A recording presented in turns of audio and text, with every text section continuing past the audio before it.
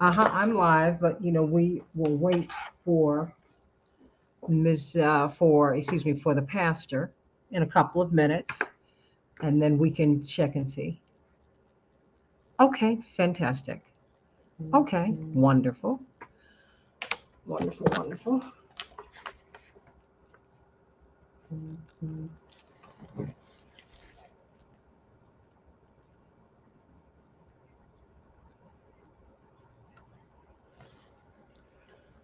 Okay, hey, hey, hey, how you doing? How are you today? Hey, hey, hey, Miss Andy, it's wonderful being with you today. Hello, Paul. Hope that things are going well for both of you. Have a wonderful weekend. I'm not all the way in the mic, but I will be by the time the show comes.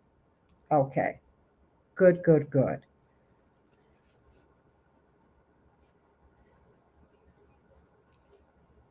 Okay,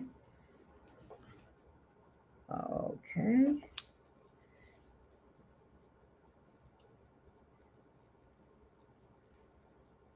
Oh boy.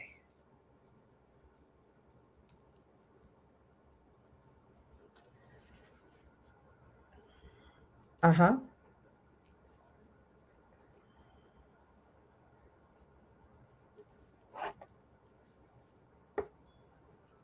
Okay, let's bring her up now. Okay, perfect. Thank you so much.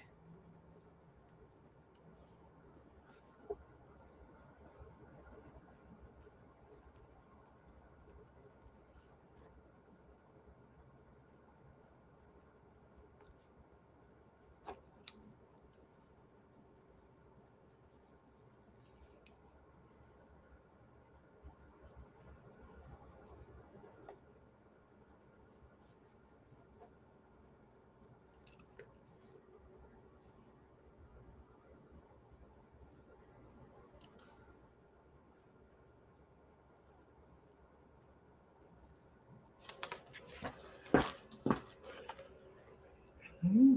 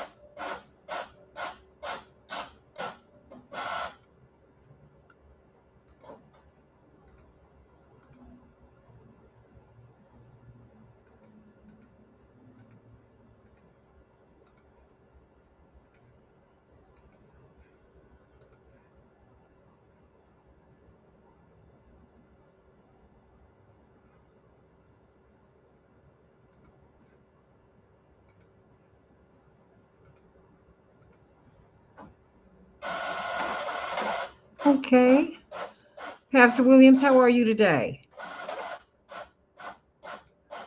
I am doing great. We are about to find out, make sure that our sound is right. So, okay, and let me go here. Okay, keep talking, Pastor. Just talk, talk, talk, talk, talk.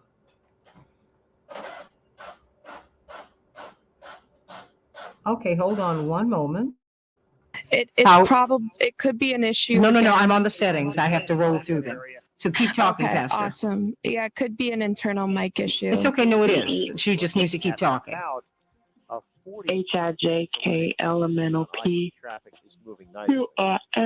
TUVWXY and Z. Right now around US 1, 2, 3, 4. Can you hear her yet? 8, 9, 10. Stevenson is tight system. 1, 2, 3, 4, 5. Are you hearing her? 7, 8, 9, 10. 1, 2, 3, 4. I'm not here. Okay, no. It's just I have to continue to change the mics. Just you continue to communicate with me too. Continue. Okay, just keep talking. Let's see if we can get her. Can you hear her yet?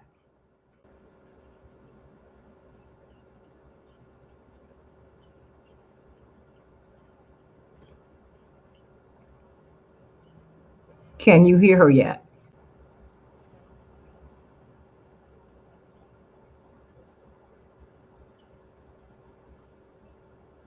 Honey, I know that, but can you hear her yet? Okay, what I'm going to do, you hear her now. There are 5 different channels I have to go through.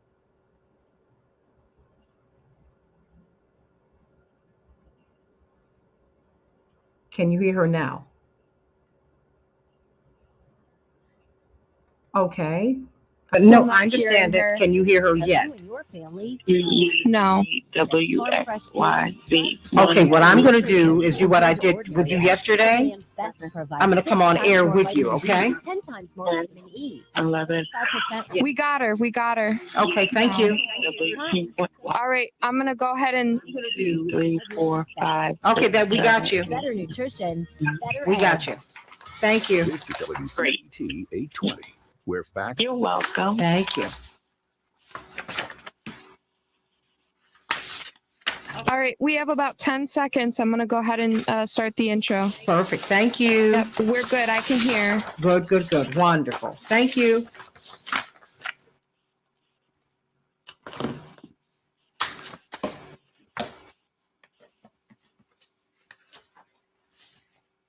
I don't hear anything.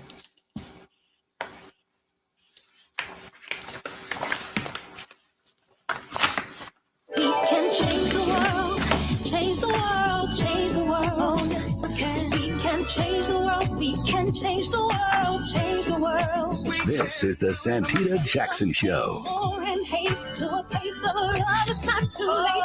Gotta save the children, we can't wait.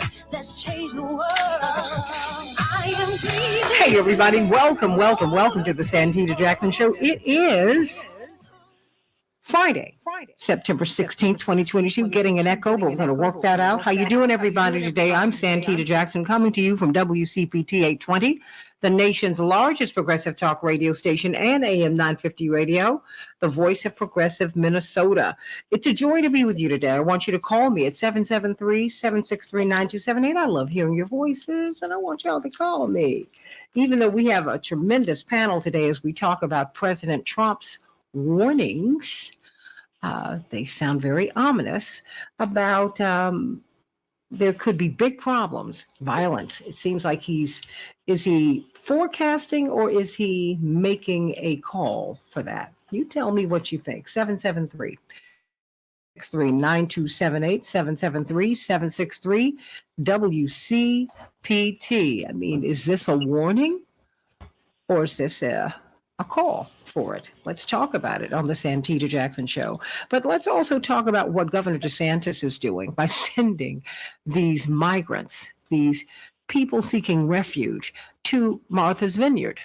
Oh, and I guess he expected that they were going to get up in arms and throw them away. No. They open their arms to these people who are restless and seek relief.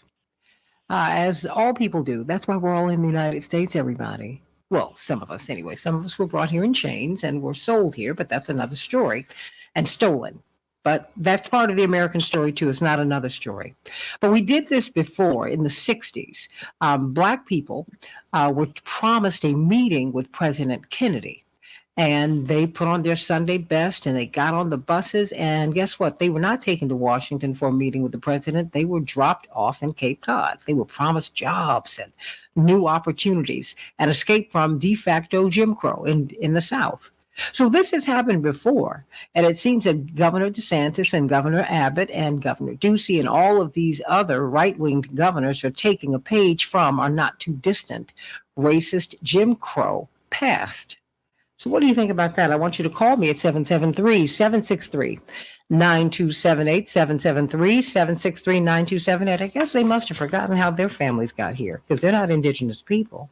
So we need to talk about that today on the Santita Jackson Show. On the Santita Jackson Show, we'll be talking about that at the bottom of the hour, but want to know what you think President Trump is doing. What is he doing? What is he doing? He's telling you what Robert Patillo and Dwight McKee said. He's doing everything that they said he would do going into the election and coming out of the election. They said he'd set up a parallel government. They said that he would not leave the White House voluntarily. He didn't. They said he would set up Mar-a-Lago as an alternative White House. He's done all of that. So I want you to call me at 773-763-9278. Hey, Abraham, I have to give you some love, my sweetie from Venezuela. I'm so glad that you're with me, and I'm praying for your brothers and sisters who've come up here, our brothers and sisters from Venezuela who've come up here looking for some opportunity as we're trying to squeeze your government because we don't like the fact that our oil companies can't come in there and take over your oil company. Oh, I know what the deal is. I know. So everybody call me at 773-763-9278. Let's get to some of these headlines. In Chicago, we'll have a high of 82 degrees, partly cloudy. Minneapolis, St. Paul, a high of 79 degrees, mostly cloudy. In the NFL, there was a game last night, everybody. Yes, it is football season. Kansas City 27, the Chargers 24. In Major League Baseball, the White Sox were triumphant over the Guardians 8-2. The Rockies will be playing the Cubs today here in Chicago, and the Twins were triumphant over the Royals 3-2. Everybody. A special master or a third-party attorney was appointed by a federal judge in Florida on Thursday to review documents from the FBI's search of former President Trump's Mar-a-Lago residence. The special master will be senior judge Raymond Deary, who was put forward as a possible candidate for the role by former President Trump, who had sued in court to obtain the review. The Justice Department also endorsed Deary's appointment. U.S.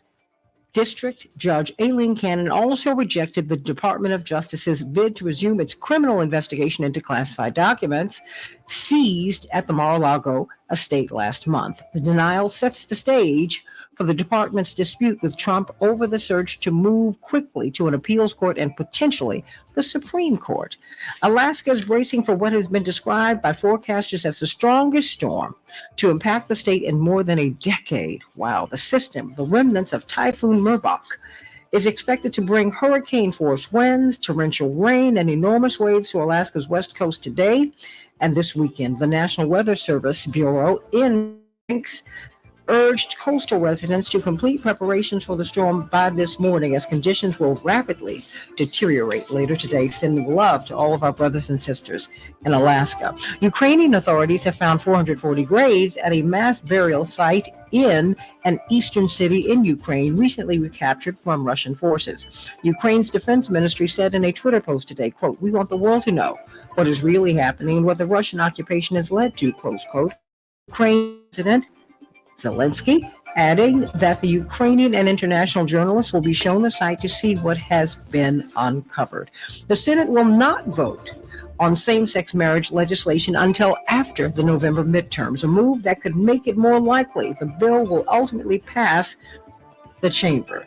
Senator Tammy Baldwin, a leading Democratic negotiator on the bill, said that they would codify same-sex marriage nationwide, but they needed more time to negotiate this bill. She said, "We're very confident that the bill will pass, but we will need a little bit more time." So we will see how all of that goes, everybody. It just never, ever stops, everybody. Governor DeSantis has claimed credit for sending 2 planes carrying migrants to Martha's Vineyard in Massachusetts. Like I said, it's reminiscent of a plan that was enacted back in 1962. That time it was African Americans who were being brought out of the South and they were told that they had job opportunities. Sound familiar? And then they got to, they were going to Washington to meet with President Kennedy, or so they thought. That didn't happen. They were in Cape Cod, near President Kennedy's home. And of course, they were not there. You can't make this up. Railway workers fight shows a need for paid sick and family leave, according to economists. But remember, the railway workers have not voted on this negotiated settlement.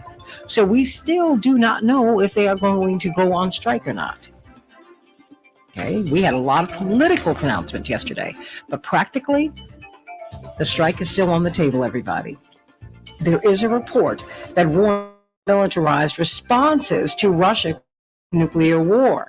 While Ukrainian forces to make advances against Russian invaders nearly 7 months into the war, an expert at Brown University warned yesterday that the United States boosting military spending in response to Russia could lead to a nuclear confrontation. Visiting Professor Lyle Goldstein authored a report. Threat inflation, Russian military weakness, and the resulting nuclear paradox, implications of the war in Ukraine for U.S. military spending.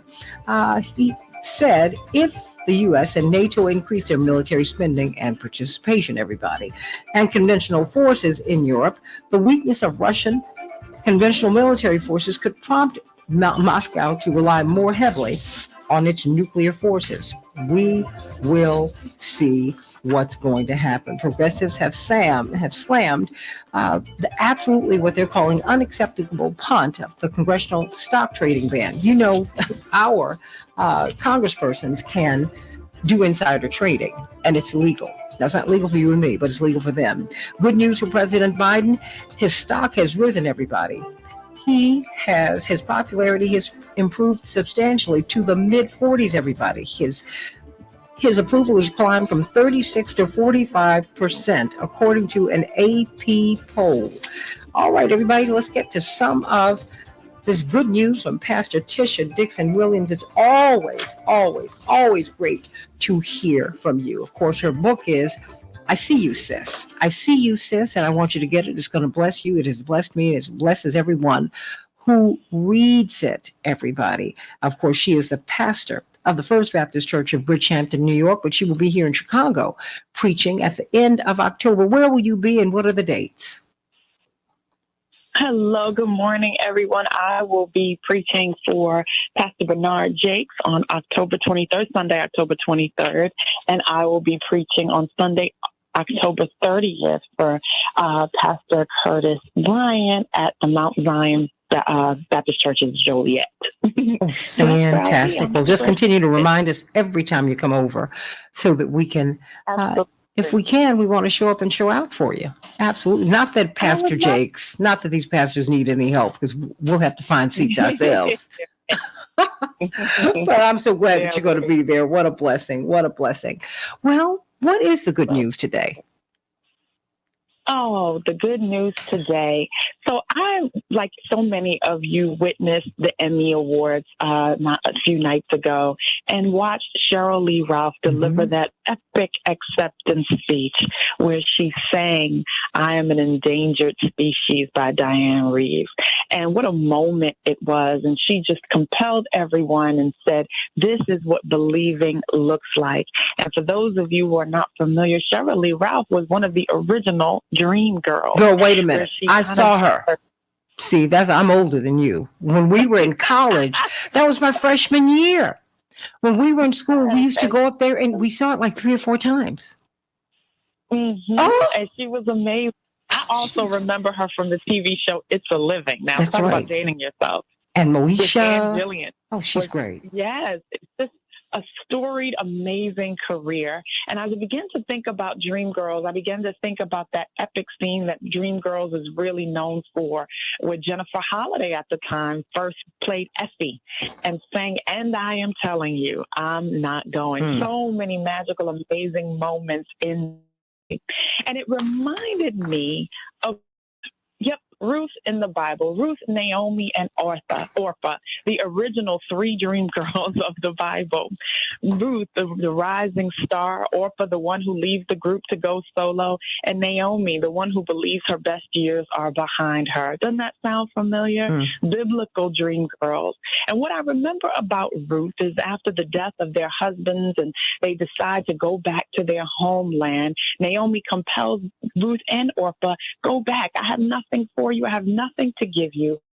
In the moment that Ruth gives her epic speech where she refuses to leave Naomi's side, and she tells her that I'm going to go wherever you go. Your people shall be my people and your God my God. Where you die, I'm going to die, and there I will be buried. In other words, Ruth was saying to Naomi, and I am telling you, I'm not going.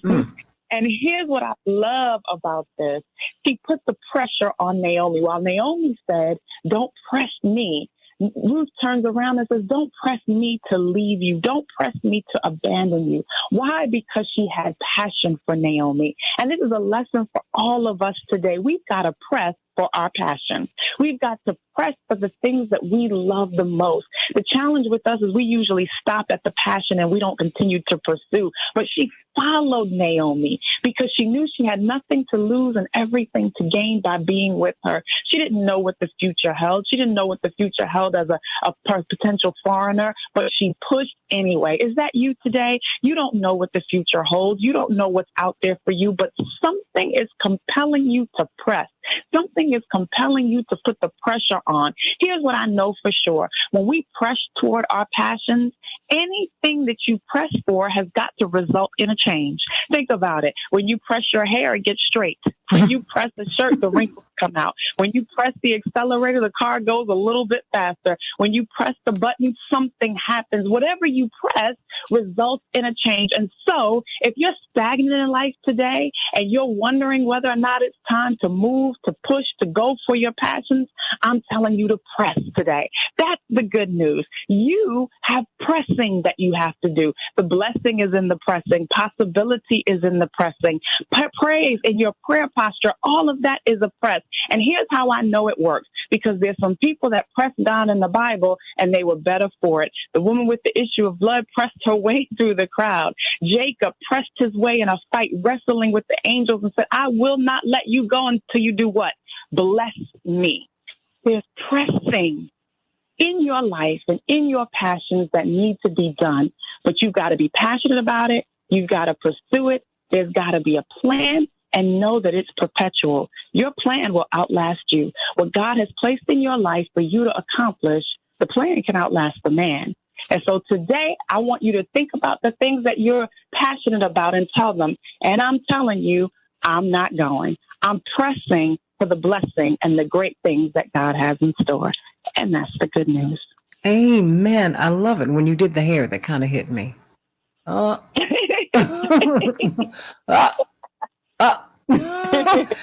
And I can't just say it's a Black woman thing. You know, I have not had a relaxer, right?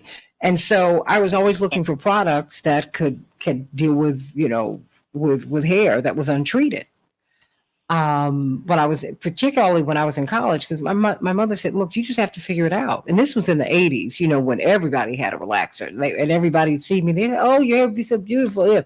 My mother said, you will have not a stitch on your head. We've done this before, because I lost all my hair when I was a freshman in high school and had to have like a half-inch afro. But that was fine. That was fine. My father called me his little Nubian princess, and I was good. And, but you know, it's just, pressing does change things. It does change things.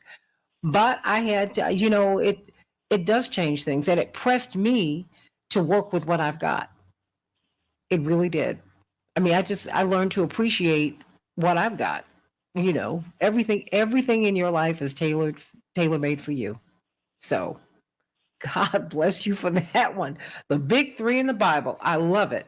And love Cheryl Lee Ralph. She is a friend. I need to reach out to her. She's married to the most prominent Black elected official in the state of Pennsylvania. And they are a wonderful, wonderful, wonderful couple. They've been together for decades, and they're just beautiful, beautiful people. He ran for delegate for my father in 1984. He's like a brother to me, my big brother Vince. So I'm sending them much love. So proud of her, and so glad to see that she's had such longevity. But everybody in that cast is still working today. Yes, Oh, yes, yes. they are. Oh, what can I can't even imagine working in a play with that. All I'm just everybody was just bad, just bad, just bad. Talent. Oh yeah. Mhm. So wonderful. And they were a wonderful ensemble. We love you, Pastor Tisha Williams. Everybody get the book. I see you, sis. I see you, sis. Mhm. And I think you're going to see yourself. You really will. You really Yes. will. It's going to bless you. Love you so much, Pastor. Yeah. Well, Love you too. Have a wonderful day, everyone. thank you for that. And of course, Dr. Shanina Knighton. Hey, Dr. Nina. That's her handle on in social media, and we're always so glad to have her. Hey, Dr. Nina, how you doing? I'm doing pretty good. How are you? I'm doing well. First things first, very quickly. How is your great nephew doing? He's doing better. So, Okay. haven't had any changes in regards to the heart. So it's still enlarged from the Kawasaki. However, that's a good thing because it's not getting worse, even though it's not getting better. His laboratory values are starting to return to normal. So, looking good. All right, we love that. That's good news. That is good news. Let me ask you this. Couple of weeks ago, we heard that they'd found polio in the water in New York City. Now, New York's governor has declared a state of emergency after health officials have detected the polio virus in 5 counties and in the wastewater in 5 counties. So it seems that polio is back. That's just hard to believe. What's going on? And what could we do to protect our children, to protect ourselves? So I think that's the big thing.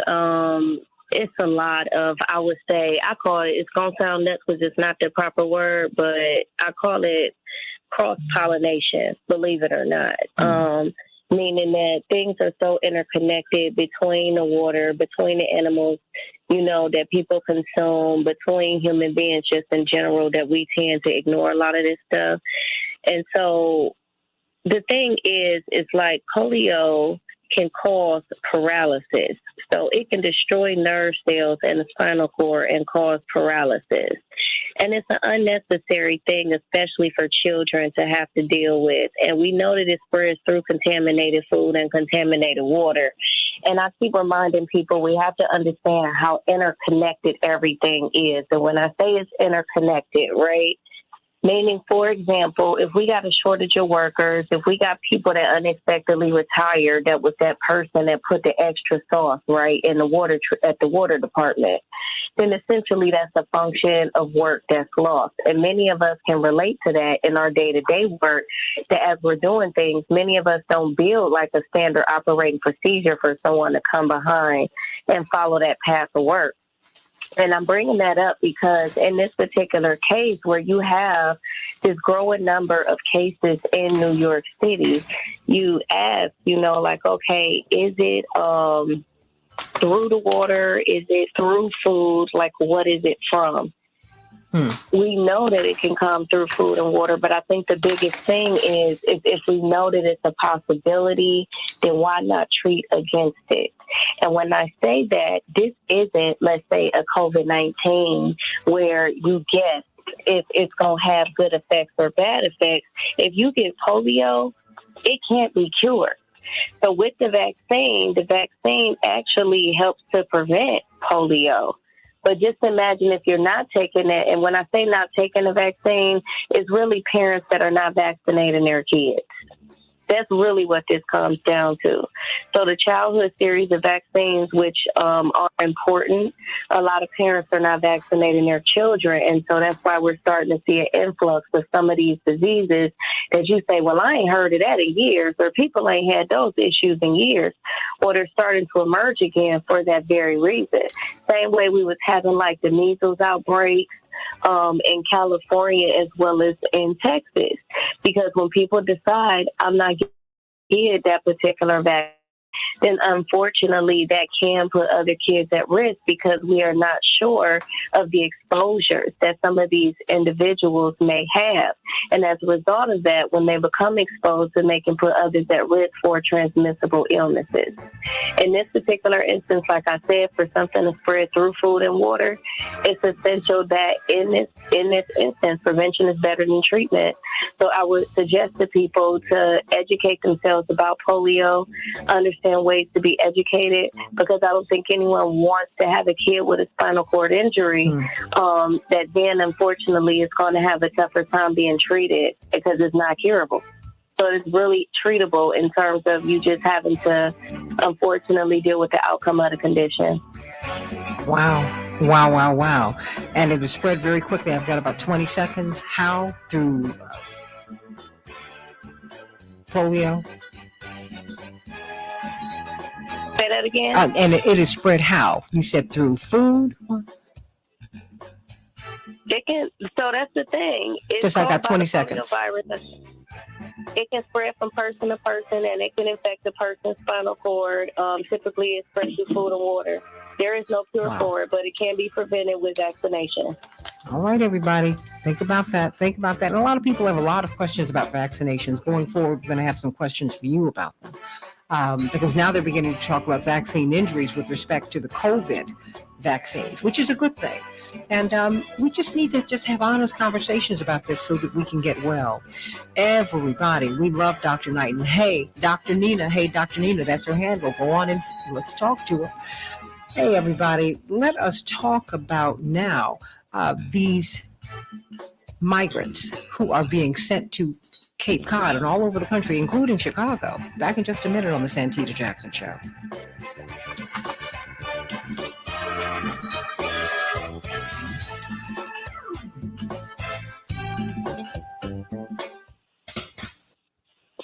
Hey. I'm popping out, Santita. Hey, so I'm popping out today. I actually got to go right now, but we'll talk about it later because I want mentally for people to not couple the COVID-19 vaccine with the other vaccine. Oh, there's no question. Yeah. Yeah, not to say that things weren't created, in terms of panic, but something, in the form of emergency use authorization with us knowing modernly what we know now is completely different than how it was when a lot of these other vaccines were developed and were modified to be better. So sometimes people are tending to couple everything together. And because of the COVID-19 vaccine, that could be why people are not getting their kids vaccinated with their regular vaccination series. I think that's it. I really do. I really think that's it. Exactly. But that's something that we have to, definitely get past because unfortunately people's kids out here dying because they're not educating themselves about why things are important. Miss Jackson, I have Chaparral on. Okay. So we'll talk. Okay, no, I definitely want to do that. And thank you so much, Miss Andy. WCPT Okay. 820, because facts matter. Okay, we'll talk soon. Okay, you too. You're listening to WCPT 820. Here's the latest Chicago traffic and weather updates. I-80 westbound traffic is really gridlocked right now from US 30 to Center Street. Roadwork has the left lane blocked for the weekend, and the entrance for Richards is closed as well till 5 o'clock on Monday morning. Inbound Edens, we're seeing roadwork delays. Devon to Peterson, the ongoing work in the left lane. It's 18 minutes. Lake Cook to Montrose, outbound 15. Inbound Kennedy, delays start around Cumberland. It's 28 minutes, so here to downtown. Outbound Hey, Chaparral? Outbound 197, going into the airport. The Eisenhower, it's a 30. Chaparral? I'm here. Okay, just checking. I'm always 36 minutes. checking. Have to make sure that everybody is there. Line 20 minutes, 95th to downtown. Crash at Canal Port on the right side. I'm Telemundo. Okay. Here's the latest Chicago weather update. Skies will become mostly sunny here for high into the mid 80s. Southwest winds of 5 to 10 miles per hour, gusting as high as 15. Then for tonight, partly cloudy alone near 65. Saturday, sunshine. Miss Jackson, we have Attorney Jones on as well. Chance for Okay. showers and thunderstorms. Cloudy Daryl, skies how and are high you? 86. Hey, good morning, Santita. Well, congratulations From the Weatherology Weather On- Center, meteorologist Jennifer Wojcicki. on your dad. Oh, well, that's just a blessing. Absolutely. But I'm so glad that And he. determination, right? Well, you know what? I'm glad that he went, because it was a wonderful tune-up for him. And thank God he was able to. He was able. I'm just so grateful that he was able to get the help that he needed.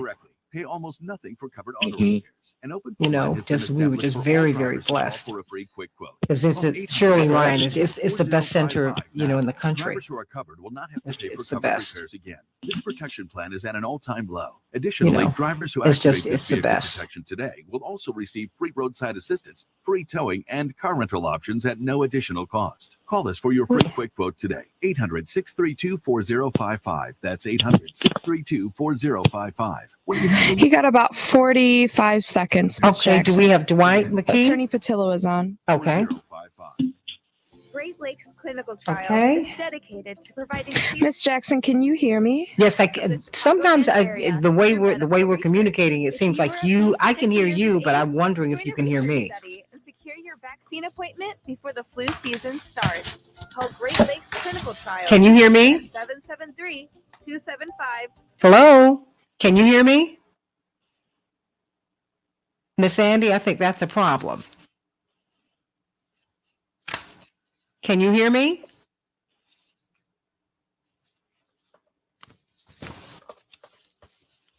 Okay, something's going on here. Hey, everybody, let me just make sure that I'm back on the air because I cannot hear. Okay, thank you. This is the Santita Jackson Show.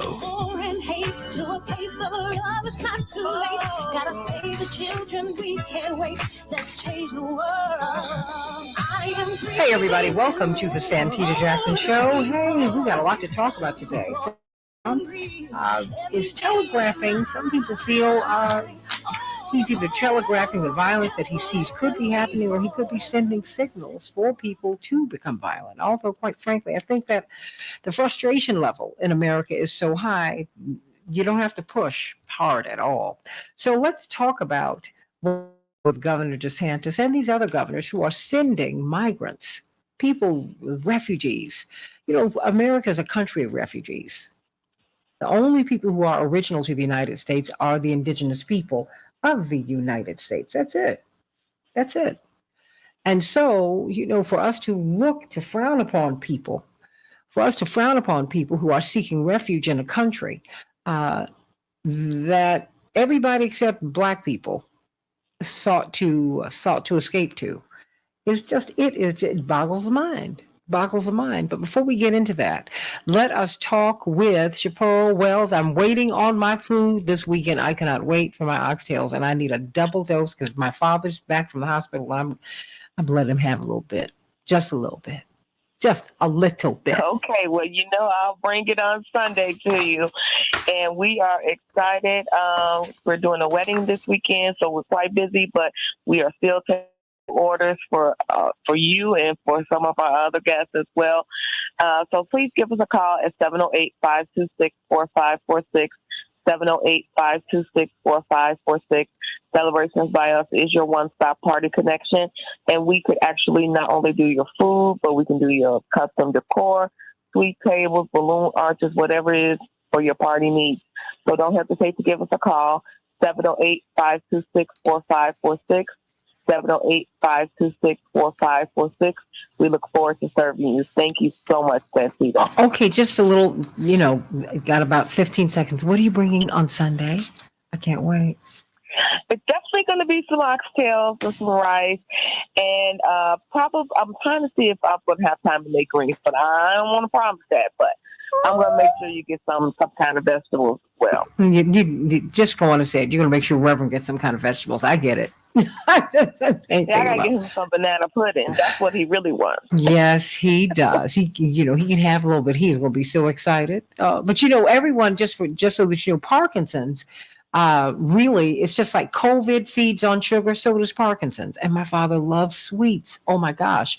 But the dopamine in the brain has been diminished. So you're looking for something that gives you that charge too. But boy, oh boy, oh boy, the only person who can keep him away from those sweets is, well, you guessed it, my mom. So there we go.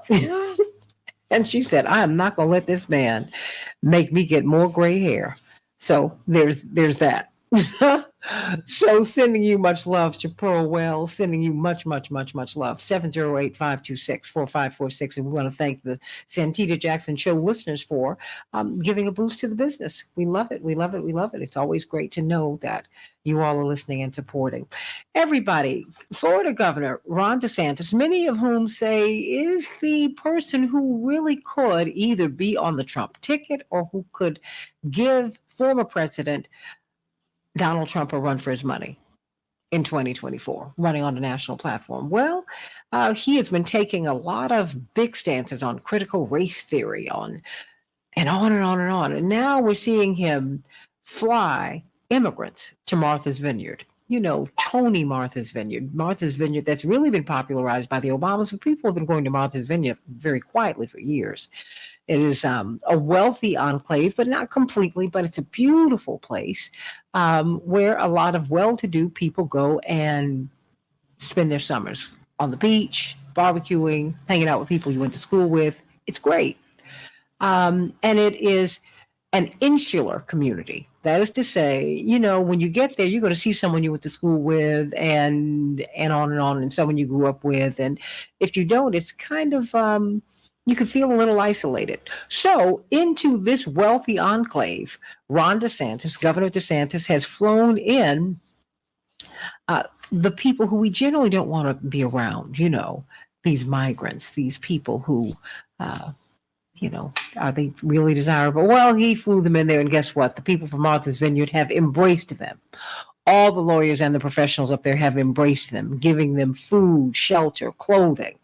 But what's going on here? And this did actually happen 60 years ago. This is a racist stunt from 60 years ago when blacks were told that they would get a chance to meet with President Kennedy about our concerns about civil rights and the continued brutalization of black people throughout the United States of America. Said, okay, all right, what we're going to do is get to, we're going to send you up to Washington. Well, they flew them up to Cape Cod, which is where Hyannisport, not too far from where the president's family compound was, and they just dropped them there. Just dropped them there. These people thought they were going to get jobs. They thought they were going to get an audience with the president. They thought they were going to D.C. So this has happened before. These people were put on these planes and loaded up to Martha's Vineyard. They didn't know where they were going. They were just being dropped places. So before we talk about President Trump and what he's doing and on and on and on, let us speak with Attorney Darrell Jones, Transformative Justice Coalition. He is the chair. And, of course, the Southeastern Regional Director for Rainbow Push, Attorney Robert Patillo. Attorney Robert Patillo is on WAOK on Sunday from 1 to 4 Eastern Standard Time. And, of course, Attorney Jones is on WOL with Attorney Barbara Arnwine at 12 noon Eastern Standard Time every Tuesday. Let me start with you, Robert Patillo. What do you make of this, flying these immigrants to Martha's Vineyard, no less? Oh, these folks are rich. An election stunt of election stunts going into the midterms. What doesn't make sense is Florida isn't a border state. So it's one thing for Greg Abbott to do it in Texas. There's another thing for Ron DeSantis to do it. This idea that instead of investing this money into social services, instead of investing this money into programs that will help these individuals find transitional housing, that will help them find employment because they came here to work, that will ensure that they're treated humanely, the way that you treat human beings, you spend tens of thousands of dollars to literally fly them in a political stunt. I think Greg Abbott did something similar, sending 2 busloads to Washington, D.C. to Kamala Harris's residence. And we've seen them sent to Chicago and other places in the country. The dehumanization, this concept that these people are just animals. They're just ploys. They're just something that you can throw around to make a political point. Forgetting some of these people have traveled thousands and thousands of miles on foot or by waterway to escape horrific conditions, to escape wars, to escape drug cartels, to escape, in some cases, domestic violence or terrorism. Countries that are controlled by the FARC, they're controlled by the many of these coyote groups. They're kidnapping and killing people. Imagine going through all that, and you get to Florida, and some jackass puts you on a plane to make a point around it. Now, watch your mouth early this morning. Well, I'm sorry, but it is a disgusting thing to do to a human being, and I think that opposed to what they thought was going to happen and thought they were being cute. I think it's showing the American people one group of individuals that actually have compassion for other humans and one group that still sees themselves as superior, as supreme, as a very white supremacist thing to do. And I think that they're showing themselves, they're making the quiet part loud now. I almost appreciate it so we know exactly what we're dealing with. Attorney Jones, your thoughts about this? I mean, they dropped another group off at the vice president's place on Massachusetts Avenue, on busy Massachusetts Avenue in D.C. Yeah, you know, Santita, it's really sad what's going on, but let's be clear, right? This is not the first time that something like this has happened with regards to our immigrants that are coming into the country. You know, we know that under the previous president, right? They had a policy that was perhaps even more harsh, where they were separating the children at the border, and the whole thing behind this was to gin up the interest of their political base of that far right wing. And to try to lift the issue of immigration in the country. So that's what I think Governor DeSantis is doing here. He's just trying to take a play out of that playbook to try to gin up his base, to get his far right conservatives very excited. And in the process, what he's also doing is he's raising the issue of the lack of a substantive immigration policy in our country.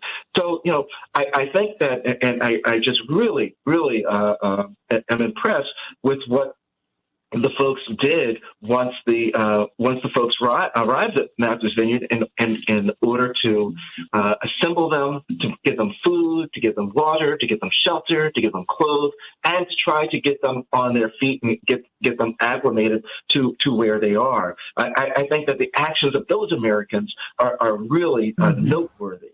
And let me tell you, to the degree that DeSantis has created an issue for himself will be the degree to which the Department of Justice starts the investigation into the human trafficking that has gone on from the situation of what he's put together there. It is human trafficking. I mean, because, you've got children in there. You don't know what's going to happen with these people. You don't know. And there are a lot of vicious, sick people out here who take advantage of the vulnerable. And they are vulnerable. This is awful. Dwight McKee, noted social scientist, National Action Network, founding member of Operation Push. What do you make of this before we go to the callers? Dwight McKee, are you there? Yes, I am. Okay. What's going on? What do you make of this? Here.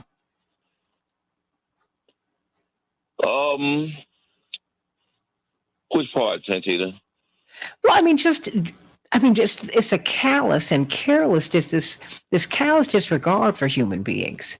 And this has been done before. This was done to Black people 60 years ago. The same stunt was pulled on Black people who were looking for economic opportunity. They thought that, okay, we're catching the devil in the South. We're going to meet with President Kennedy, who Daddy King, President Dr. King's father, said, you know what? As Lincoln Republicans, you know what, given the fact that the Kennedys stepped out and tried to save my son while he was in this Alabama jail, I'm going to do something momentous. And I am going to vote for John Kennedy, which was huge. Because Daddy King was also one of the biggest preachers in the country. He had tremendous influence. Not just his son, he and He and Dr. King are like Aretha Franklin and CL. Tremendous influence, tremendous. And you see, I mean, this disregard for these people. They're just being treated, I mean, like we were 60 years ago. Well, that's why party affiliation is so nominal. Because 60 years ago, it was the Democrats and the Dixiecrats that were doing it to black people, who had been the party of the Ku Klux Klan. And Lincoln had been a party of, the Republicans had been a party of Lincoln. And they were the liberals in that situation, whereas the white Southerners, most of them were Democrats and very anti-black. And so we always have to look at who has our best interest in mind and who's not using us as political fodder. When you consider how these politicians think, and that they're so willing to use race and class as political ploys, you understand how they don't operate in anybody's self-interest but their own. It's not as if there is some advantage for Southern whites or poor whites or their constituents if the people in the from these third world countries are left out. There are jobs that need to be fulfilled and occupations that need to be had. They actually would be very helpful to the economies, particularly of the South that has this agricultural base that really needs these workers to come in and help them. But because these politicians understand racism so well that they willing to use and exploit the lives of these people and dangle them in front of the nation as a political statement, independent of the effect it has on their lives and their futures, that's why it's so dastardly that it's to nobody's advantage but them to play that card, that race card. In the short term, because we all pay for this, for mistreating anyone. We all pay for the mistreatment of anyone. Let me go to Ike from South Carolina, my father's home state, and my brother Jesse was born there as well. How are you? Yeah, hey there. Let's just get something straight and talk truth here for a minute. Okay. America runs on cheap labor. Absolutely. America runs on cheap labor, okay? And don't sit here and tell me that the Republicans are not the ones, and Democrats too, the wealthy business owners are not hiring them. They are hiring them. They're like a magnet, okay? And I don't blame people that are poor, and I don't blame people that are suffering from drought and not able to grow crops, and they're starving to death, okay? This is part of climate change. In the next 10 years, we're going to have millions of people on the move because the environment's going to change, and we're not getting ready for that either. And let me just point out the party of Lincoln, okay? We've heard this whole thing forever. Let's accept reality for what it is.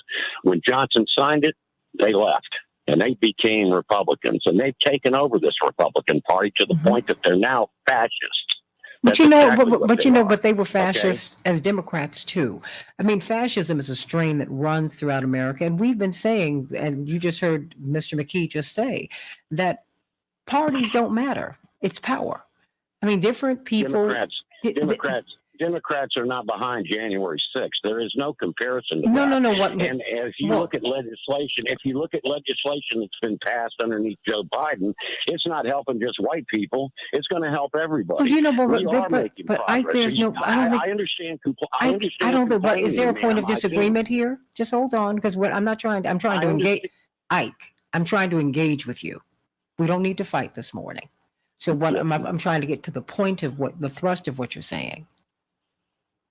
I understand discontentment that everything doesn't go one way or the other, but you have to take the victories that we have had. And we have had very significant victories for the American people, whether it's drug costs. I could list a whole bunch of stuff, okay? But I guess I'm trying to figure out what you're saying here. Do you think that we are piling on Biden right now? I'm saying that to sit here and turn a blind eye to the Republican Party, we're not doing that. No difference between the two is ridiculous. No. Hold on, Ike. Wait, because historically, and it has been the experience, not just Black people's experience, the American experience. Strom Thurmond was a Democrat and a Republican. That has been our experience, and if we're honest about it, and we have to be honest about it. People use their parties to do what they want. Yes, the party of Lincoln, they were the abolitionists. And you know what? When Johnson started signing that civil rights legislation, he said, we have lost the Democratic Party for at least 50 years. And that has been true. That's true. Yeah, and I guess, and you know what? And for the record, I'm not a fan of either, because my thing is I'm not about the party. I'm about the people, period. And I want to see who's going to work for the people. And I am for great results. I'm for the right results. And like I said, I'm not for the party. I'm for the people. I want to know who's going to help people. Period. I totally understand that, and I am totally for results myself. And I also, I guess, I would put a finer point on it that liberals of either party are the ones that have pushed progress. Miss Jackson, are you there? To the point that we are where we are now. But, back in the day, actually, if you stop and look at it, the founders were somewhat liberal. They were progressive. Anybody that thinks in a forward manner would know that, we've got things that we have to accomplish. But let me just finish it by saying this.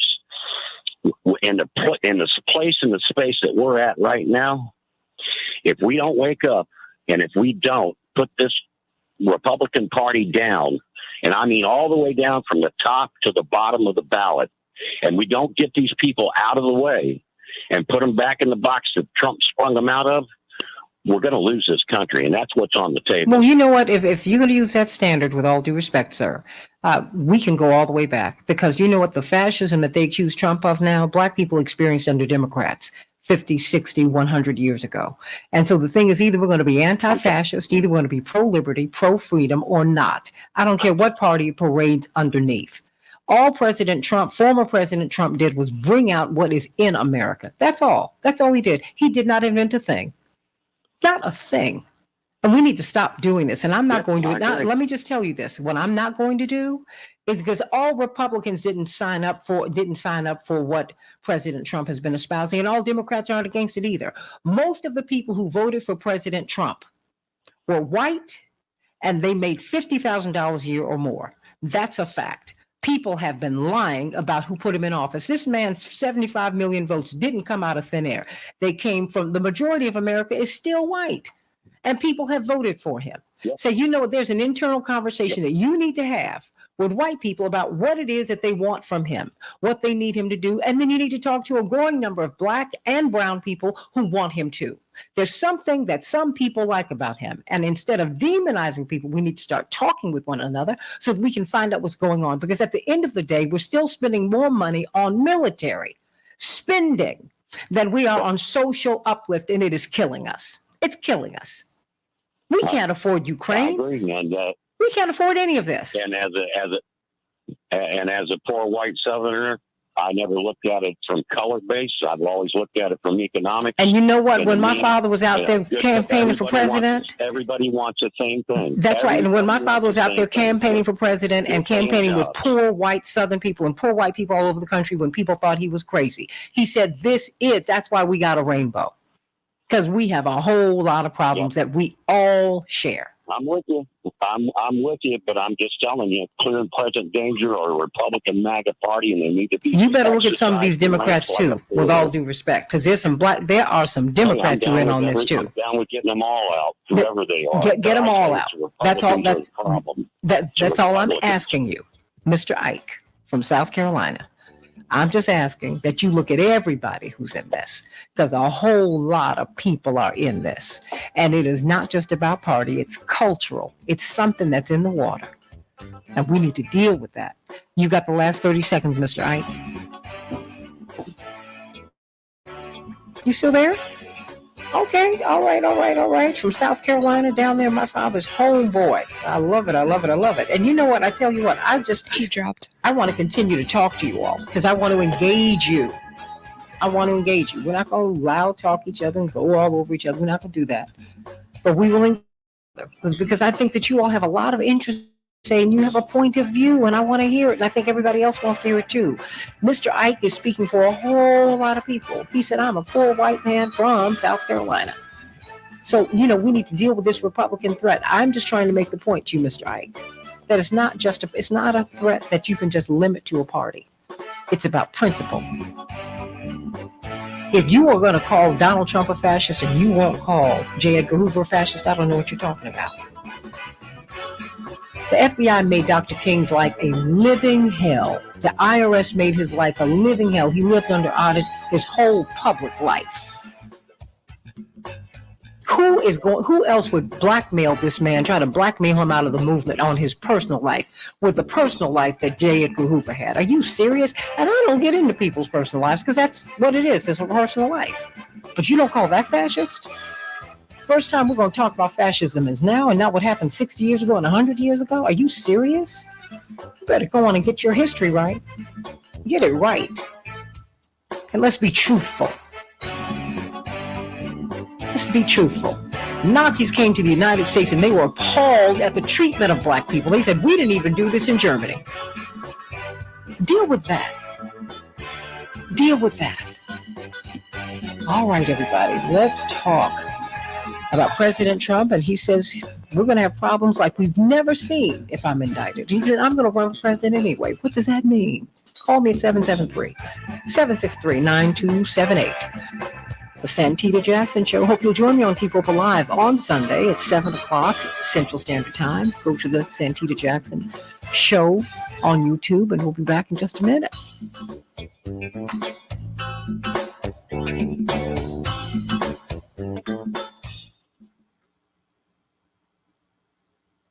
All right.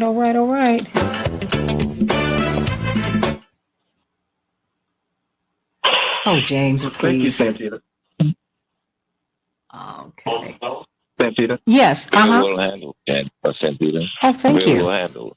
Well, thank you very much. Very well done. No, you all are very sweet. Are you going to have to leave now? Oh, Daryl. Okay. Yeah, I have an 8 o'clock call. I may be able to get back one, but one of the things I didn't get a chance to say. Well, you're on Facebook Live, so go for it. Okay, fantastic. Was that, with the whole immigration movement, what DeSantis was doing with these migrant folks in Florida, is that these people were actually being held in the local detention center there because they were in federal detention, and they were removing them from the detention center. And understand this: the federal government pays the local detention center to hold those people for deportation determination. But by doing what DeSantis did, what he did was that he then took state money to fly them to Martha's Vineyard. So it wasn't like there was a cost that was associated with some of the conservative philosophy of dealing with the cost and stuff. None of that was at play. So what he ended up doing was using state tax dollars to fly them to Martha's Vineyard. So it's just a whole political ploy, and it's just, in my estimation, hopefully it will come back to bite them. But, given what we've seen happen with the Trump policy with regards to the separation policy, I don't know that came back really to bite the Trump administration from their conservative base. So that becomes one of the bigger concerns in the analysis of what's going on there. Absolutely. But the thing is, we have a bigger problem with who we're going to let in and who we're not going to, who we're going to block from coming into the United States. I have a friend who's Canadian American, and he's white, and he's one of my dearest friends, and he was complaining about all of these problems that we're having on the border to the south. I said, but why haven't you talked about the problem that we have on the border to the north? What do you mean? I said, most visa overstays come from Canadians, not from anybody else. The most visa overstays that we have in the United States come from Canadians. They come from white people. They do not come from people of color. People of color are rounded up and they get out. So, what are you talking about? Why don't we have an Ellis Island in the South as we have in New York? Well, wasn't it called Charleston? And it was a slave block? Miss Jackson, we have Attorney O'Neill on. Okay. When these millions of immigrants I'm going to jail. Okay, sweetie. Thank you. Yeah, when these millions of immigrants came over, Attorney O'Neill is on. I got you. grandmother, Thank you. a great grandmother came over. Then we And Mr. Fancher and Hoffler. Yes, this is what America is. We put that on a pedestal, and and sang songs about it and made poems about it. Because these were white people coming over. But when people of color come over at any level, it becomes a problem. It becomes something that is seen as a negative. And there is no emotional connection from the country for most of these people. They see these people. Attorney Fancher is not answering. Okay, just keep trying. Rather than a. I'm sorry, I'm doing a couple of things all at one time. I'm trying to get on the air as well. So, yep. Go on. Would go you on, like Dwight. me to call CK now? Attorney Hoffler, yes, but keep calling Sure. Attorney Fancher because he agreed to be on. It just sometimes it takes people a minute to get to the phone, okay? Okay. Okay, thank you so much, hon. Dwight, you were saying, I'm sorry. I was saying, and that's pure racism. Mm-hmm. That is that, the darker that these people are, the less of an opportunity they have to come here and become part of the American equation. Unless, as you say, as Ike said, America has always been run on cheap labor. First, it was run on unpaid labor for hundreds of years, not cheap, unpaid. Let's keep that real. When people say, "Oh, black people weren't," we worked for free. That's a lie. We were not paid for the work we did. We were not supported for the babies we had by the slave masters. Let's just keep it 100 here. And I want people to call in. Stop trolling all that's just so cowardly. And you know who I'm talking about. Those of you who don't want to engage, you just want to go on and try and disrupt the conversation. Ignore that. Let's have a real conversation so that we can get some real resolution to our issues. Okay, let's do that. Let's do that. It's just ridiculous.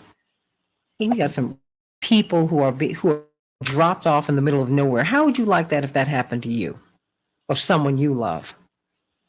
You hear that this is a land of milk and honey and people get more opportunity here than they get in most other places. And you know what? And that's the sad fact is it's true. You can buy a house here and you can own the land. You can be a landowner. You have about a minute and 15. Thank you. Who do we have up? This is Mama D. Okay, no, please put Mama D on hold. Thank you. Love you, Mama D, but Mama D is a caller. Keep her on hold. Who do we have as guest, Miss Andy? We have Mr. McKee, we have Mr. Patillo, we have Attorney Hoffler, we have Attorney O'Neill. Hi, sorry, I didn't mean to put her through. No, it's I okay, put her honey. back on hold. We have McKee, Patillo, and O'Neill ready. I've called the other two both 3 times each now, and Just keep trying them because they will answer. Okay. Yep, I'll go ahead and keep trying. Okay, thank you so much. I know it. You'll as you do the show, you'll see everyone's rhythm. We have about 25 seconds here. Okay. All right, watching. Thank you. All right, everybody, stand by. If you all have something you want to say, call in and say it. Stop throwing your rock and hide in your hands. I've lived with that all of my life, and I just think it's just ridiculous. Man up, woman up, and say what you need to say. We can change the world, change the world, change the world. Yes, we can. We can change the world, we can change the world, change the world. This is the Santita Jackson Show. War and hate to a place of love, it's not too late. Gotta save the children, we can't wait. Let's change the world. I am green. Hey, everybody, welcome to the Santita Jackson Show. It's Friday, September 16th, 2022. I'm Santita Jackson, coming to you from WCPT 820, the nation's largest progressive talk radio station, and AM 950 Radio, the voice of progressive Minnesota. It's a joy to be with you. Call me at 773-763-9278, 773-763-WCPT. Former President Trump says he can't imagine being indicted. And it won't deter him from running. In the meantime, he says, you need to watch it now because there are going to be problems like we've never seen. These are his words. If he is indicted. So what does that mean? I tell you what, Attorney Robert Patillo and Dwight McKee predicted this in November of 2020. Actually, in October of 2020. They kept saying that, and it sounded so bizarre and crazy. Then January 6th happened. I had to call them both and say, wow, look at what you predicted. Look at what you foresaw. And then Mar-a-Lago, which has become the second White House, the shadow White House. Boom. And now he is the front runner for the Republican nomination and maybe for the presidency in 2024. There's a lot we've got to discuss today. So let's get right to it, everybody, on the Santita Jackson Show. Chicago will have a high of 82 degrees, partly cloudy. Minneapolis, St. Paul, 79 degrees, mostly cloudy. Major League Baseball, the White Sox 8, the Guardians 2. The Rockies will be playing the Cubs here in Chicago, and the Twins 3 and the Royals 2. And there was a football game last night. Yes, are you ready for some football? Kansas City 27 and the Chargers 24. Everybody, what about Mar-a-Lago? A special master or third-party attorney was appointed by a federal judge in Florida on Thursday to review documents from the FBI's search of former President Donald Trump's Mar-a-Lago residence. The special master, that is attorney, will be senior judge Raymond Dearie, who was put forward as a possible candidate for the role by former President Trump, who had sued in court to obtain the review. The Justice Department also endorsed Judge Dearie's appointment.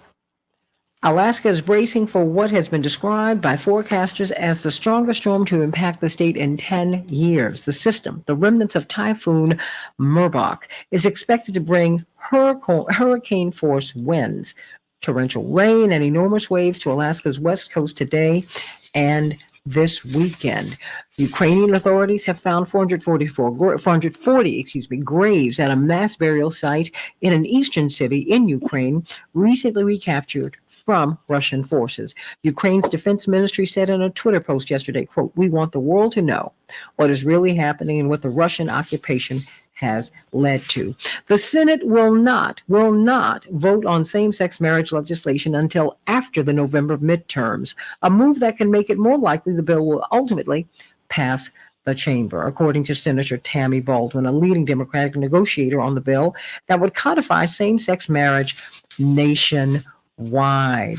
Everybody, we've been talking about Governor DeSantis from Florida, who claims credit for sending 2 planes carrying migrants to Martha's Vineyard in Massachusetts. Railway workers have yet to vote on the negotiated deal, the deal negotiated by the Biden administration. Will they vote to go on strike? Yes or no? They have to. Many of the rank and file are saying we have to see what's in the deal. Paid sick leave, family leave, but so much more. Raised wages that have not moved in years, and many of them have lost their jobs as these railway companies have made more and more and more money, and they're making less. Good news for President Joe Biden. President Biden's popularity has risen sharply from 36% in July to 45% today, according to the AP press release poll. Everybody, we're talking about freedom. We want you to have financial freedom. I want you to call Team Hochberg at 855-56-DAVID, 855-56-DAVID. If you have high credit card debt, if you're using your debit card, you should be getting a credit card. How do you do that? Many of you say, my credit's too poor. This is the best that I can do. Not if you call Team Hochberg and come up with a plan so that you can get the credit card, so that you can buy a home, so that you can get financial stability. To purchase a new home, if you want to refinance your existing home, if you want to rebuild your credit or build credit, call Team Hochberg at 855-56-DAVID or go to 56david.com. What they're going to do is give you a free consultation. Tell them everything. They've heard it all. And then they will come back to you with a plan so they can negotiate with your credit card company, so they can show you how to build your credit, how to get your credit card debt that down. Think about Tom and Sonia, 2 kids, 17 credit cards, $100,000 on those credit cards. It could happen to anyone. It's happening to us more and more all around the country. They called Team Hochberg, and guess what? Team Hochberg secured them an FHA loan, and they negotiated a deal with their credit card company so that they reduced their monthly payments by over $2,800. So the same could be said of you. I'm hearing some background noise, everybody. The same can happen to you. The same can happen to you. So call Team Hochberg at 855-56-DAVID, 855-56-DAVID, or visit 56david.com and get on the road to financial freedom. President Trump says he cannot imagine being indicted, but it will not deter him from running again. He said, no, there's no prohibition against me running, and I will run even if I'm indicted. But he also said something else. If a thing like that happened, an indictment, I would have no prohibition against running, but the nation would face, quote, problems, the likes of which perhaps we've never seen if I am indicted. What does that mean, everybody? What does that mean? I want you to call me at 773-763. WCPT 773-763-9278. Let us talk about what storms could erupt, what furies could be unleashed if President Trump is indicted. We've got attorney C.K. Hoffler, chair of Rainbow Push, past president of the National Bar Association. Of course, she has her own show on WAOK in Atlanta at 11 o'clock Eastern Time every Tuesday. We've got attorney Robert Patillo, her mate at WAOK, 1 to 4 every Sunday. You need to listen to both shows. They're brilliant. He is the Southeastern Regional Director for Rainbow Push. We have got Dwight McKee, founding board member of Operation Push. Of course, he is with the National Action Network, and he's a noted social scientist. We're always so grateful to have him. And we have got attorney Mark Fancher. If we don't have him, we will have him very soon. Brilliant civil rights lawyer and the author of the Negroes of Friend Village book, and attorney Terry O'Neill, the past national president of the National Organization of Women. I'm so excited to have all of you here. But let me start with you, Robert Patillo and Dwight McKee, because you all are the prophets here. You predicted that this would happen. You predicted that this would happen. Talk to me, Dwight. Let me start with you, Dwight. He says, we could have problems the likes of which we've never seen if you indict me. What does he mean? Well, I think that's both from Trump. That's both a signal and a prophecy. Is that he's letting his constituency know that it may be appropriate for them to respond with violence and to bear arms if he's indicted. And I think it's a real signal, but I think it's a real prophecy. I think that many of them will respond in kind because they see this as an assault to democracy. It's very hard for us to understand that thinking because in our minds, we are the good guys and we are the protectors of democracy and peace.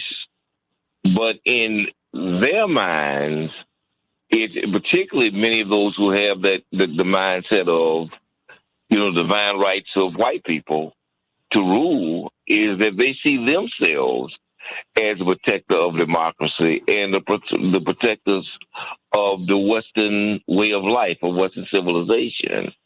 And so they see these Democrats as plotting a scheme, not against Trump because he has done wrong, but against Trump because they want to neutralize him running. And for them, that is a very specific assault on democracy that they won't tolerate. It's very important for us to understand that Trump got almost 80 million votes. And many of these people who voted for Trump voted for him based on convictions and based on the fact that they thought like he thought. And they see reality as he sees reality. And for them, he's a hero. For many of us, he's a tyrant. For many of them, he's a hero. and that they're willing to fight, some of them to the death, to protect their understanding of democracy and what God has called them to do in terms of preserving this country for themselves and for him and for their posterity. Attorney Patillo, your thoughts? Well, Dwight is so insightful in everything that he just said. And it's not that we predicted this would happen. We just paid attention to what they said. And one thing that you can say about Trump is he doesn't surprise you. He doesn't do a hidden ball trick. You get to the plate, he's not throwing curveballs and screwballs and knuckleballs and sinkers. It is 100-mile-per-hour fastball right down the middle. Can you catch up to it? So he telegraphed January 6th. He started talking about January 6th for 2 months heading up to the event. We said that he would set up a Vichy government in Mar-a-Lago. He set up a Vichy government in Mar-a-Lago, hosting foreign diplomats, hiding documents, everything that you would expect from a government in waiting, just ready to be transitioned back into power. And what he is saying now is exactly what he plans on doing, which is he is putting out a threat to the Justice Department. He is letting them know, he's letting the administration know that he is not going down without a fight. He's all but admitting to guilt. He knows that he did it. He knows he's guilty of it. He knows that they can indict him and convict him. He's said this during rallies recently. And what he is letting the Justice Department, the Biden administration know is that if he is taken into custody, if he is arrested and placed on trial, that there will be civil unrest, that there will be a guerrilla army that's been training for years that will be ready to attack America and make it known that that even from a jail cell, from a prison cell, he will be willing to run for president in 2020 and potentially win, because it's not until he's convicted that he will be barred from running for office. He said that in the interview last night with Hugh Hewitt. So it's not as if he's keeping a secret as to what he has planned and what he is going to do. The only question is what the Justice Department, the Biden administration will do, because the difference between the 75 million votes that Trump got and the 81 million votes that Biden got is Biden got many votes by default. He got a lot of votes by, well, he's not the other guy. We'll see how this guy does. The people who voted for Trump are not swing voters.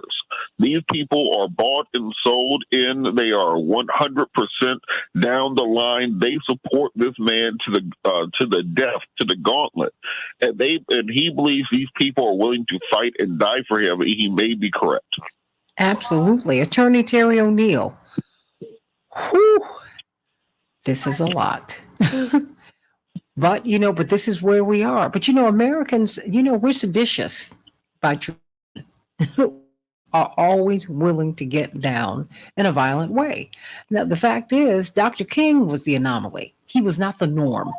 Attorney Terry O'Neill, former president, national president of the National Organization of Women.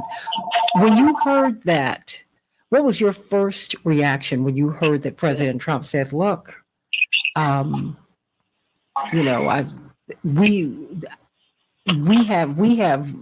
will be big problems, the likes of which we have not seen. I didn't come up with this, Terry O'Neill. He said, I'm going to run anyway. I'm just going to do that. Okay, I can hear some ringing in the background, everybody. But Attorney Terry O'Neill?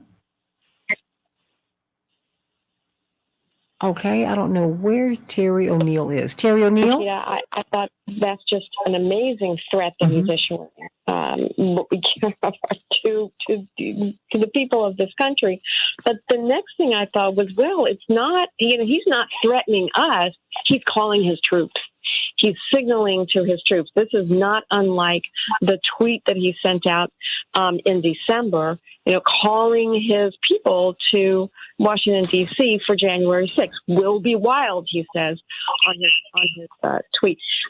The other thing we need to remember is that tweet that called his orders in D.C., that was part of a multi-pronged effort for him to remain in power. That was part and parcel of the many roads they were trying to use to keep Trump in power. One of which was going to Georgia and pressuring Brad Raffensperger to find 12,000 votes for Trump in Georgia to flip the results of Georgia from Biden to Trump. It was part of the fake elector scheme, the fake elector scheme, the January 6th violence, the Georgia subversion of the people's will in Georgia. All of those were coordinated efforts. Essentially, I think the evidence is pretty clear now, essentially coordinated by Trump himself, aimed at keeping Trump in power. So when he says this to Hugh Hewitt, you know that he is doing a great deal that we're not seeing yet, that we're not hearing yet. I think we will, to scheme, his way of getting back into power. And it looks as if more and more of his avenues for getting into power are being closed off. So he's turning to violence again, and he's threatening violence again. I think that's what I take him to be doing. Well, I mean, I think it's a big thing. Before we go to the callers, Attorney Hoffler. Well, I think when people tell you, and good morning, Santita, and this wonderful panel and the audience, when people tell you, I'm going to do this, I'm going to incite violence, it's going to be worse than anything you've ever seen, we must believe them. Former President Trump is telling us right now, he's signaling, he's putting in a call to his troops, and he's doing it in an open and notorious way. He's saying, okay, y'all need to be on high alert and be warned, Madam Prosecutor Fonnie Willis here in Fulton County. If you all indict me, because her case is the closest one to indictment, if you all indict me, which I can't imagine because I didn't do anything wrong, wink, wink, but if you indict me in the great state of Georgia, there's going to be violence, not just in Georgia, but across the country. And you think January 6th was that. And ironically, the January 6th, surrounding that, Raphael Warnock and John Ossoff had just won the Senate races, which tipped the scales in favor of the Democrats. This is ironic. And again, Georgia is at play. So he's looking straight at Fonnie Willis and saying, I'm going to dare you and double dare you. But when people do that, we must believe them and we must prepare. And that's the message here. He is as serious as a heart attack, as old folks used to say, and he's going to do it. He's letting us know he's going to do it, and he's letting us know, try to stop me and see what happens, because he's prepared to have a civil war if necessary. And because he's going to run. If ever he was thinking, well, I don't know if I run, he's now saying, I'm running, and I'm running, and I'm running, indicted or no indicted, some indicted, and I plan on winning by any means necessary. And if I have to take this country down in the process, I'm prepared to do it. We need to listen to him because he's telling us now what he plans on doing. And you know don't what? Need to take it lightly, but that's what he's going to do. And CK, because we didn't stop this in 2000 with the Brooks Brothers riot, here we are. Bush did the same thing. He just did it in a more elegant way. Genteel way. Yeah, absolutely. It was the same. Yeah, because they were wearing Brooks Brothers suits. These people are wearing, fatigues. It's the same thing. I mean, you use police power to stop black people from voting and to kill black people throughout the South and the North. It's the same thing. So like I said, if you want to talk about a fascist and you talk about Donald Trump and you don't talk about J. Edgar Hoover, then you say nothing to me. You have no credibility with me. The actions of the FBI toward the civil rights movement then and today is fascist. Today. They just broke down the door of a black activist, 80-year-old man in Philly. For what? What are we talking about?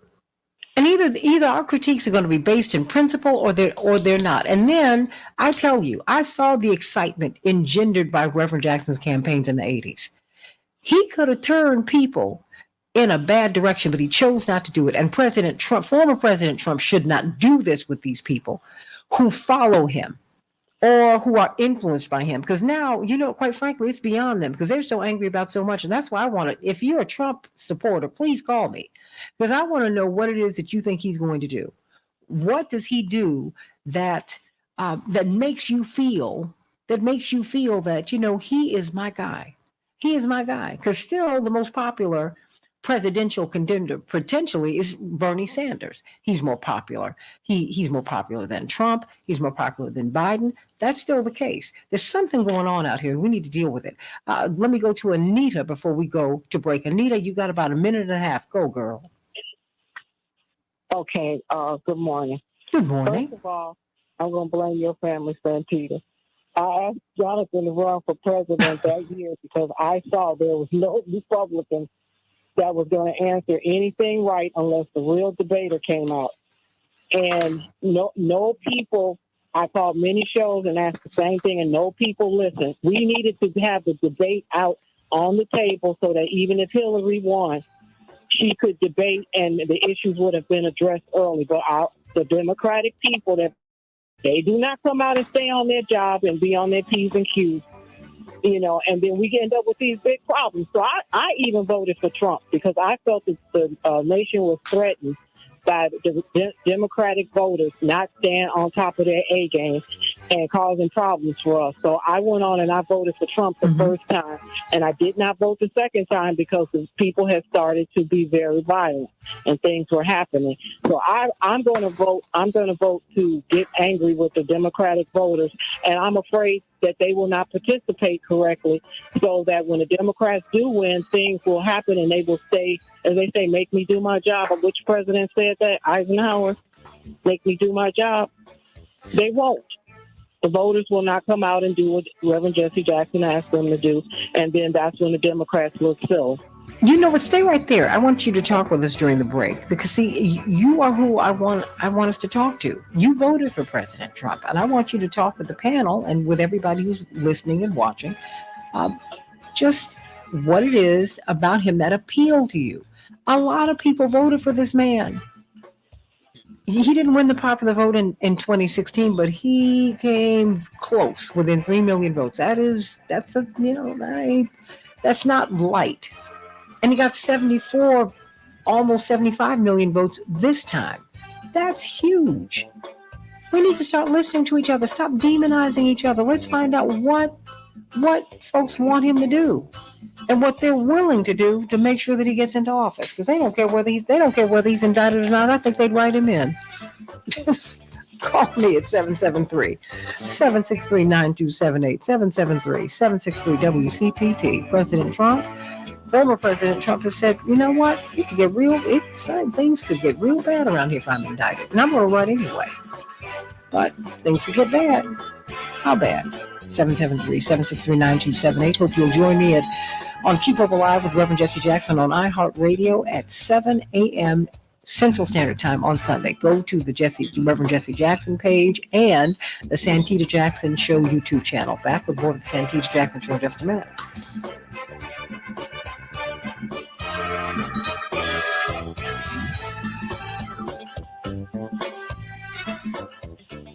Miss Anita. Yeah. Now tell us, why did you vote for President Trump? What was appealing to him, say, as opposed to Hillary Clinton? What was it about him that you liked? And we're not attacking you here. I just want to know. Okay. Oh, I don't feel attacked at all because my uncle, who served in World War II, told me to vote for who I felt would be the best to represent the country. That doesn't mean they're the best, but to do what we needed to have done at the time. And that's why I voted for Trump. Well, first I tried to get Jonathan to run to debate, which would have made it easier for Hillary, maybe being the first female president, to be able to be represented. There's a lot of powerful countries out here, like Israel, that might try to tell her what to do. And if she say no, I didn't want anything happening to her. And I really felt like a man could handle Israel better than Hillary. And I did not want anything to happen to her if she happened to tell them no.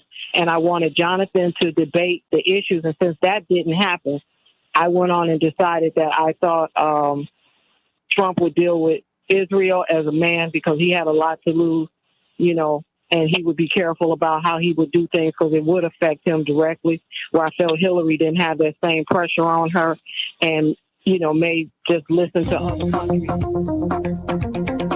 Okay, wait a minute. I need to bring that down, huh? Thanks so much. Bring the station down. That's the only reason I didn't want Hillary to be overwhelmed. Okay. I mean, does Dwight, Robert, do you have a response to what you're hearing from Anita?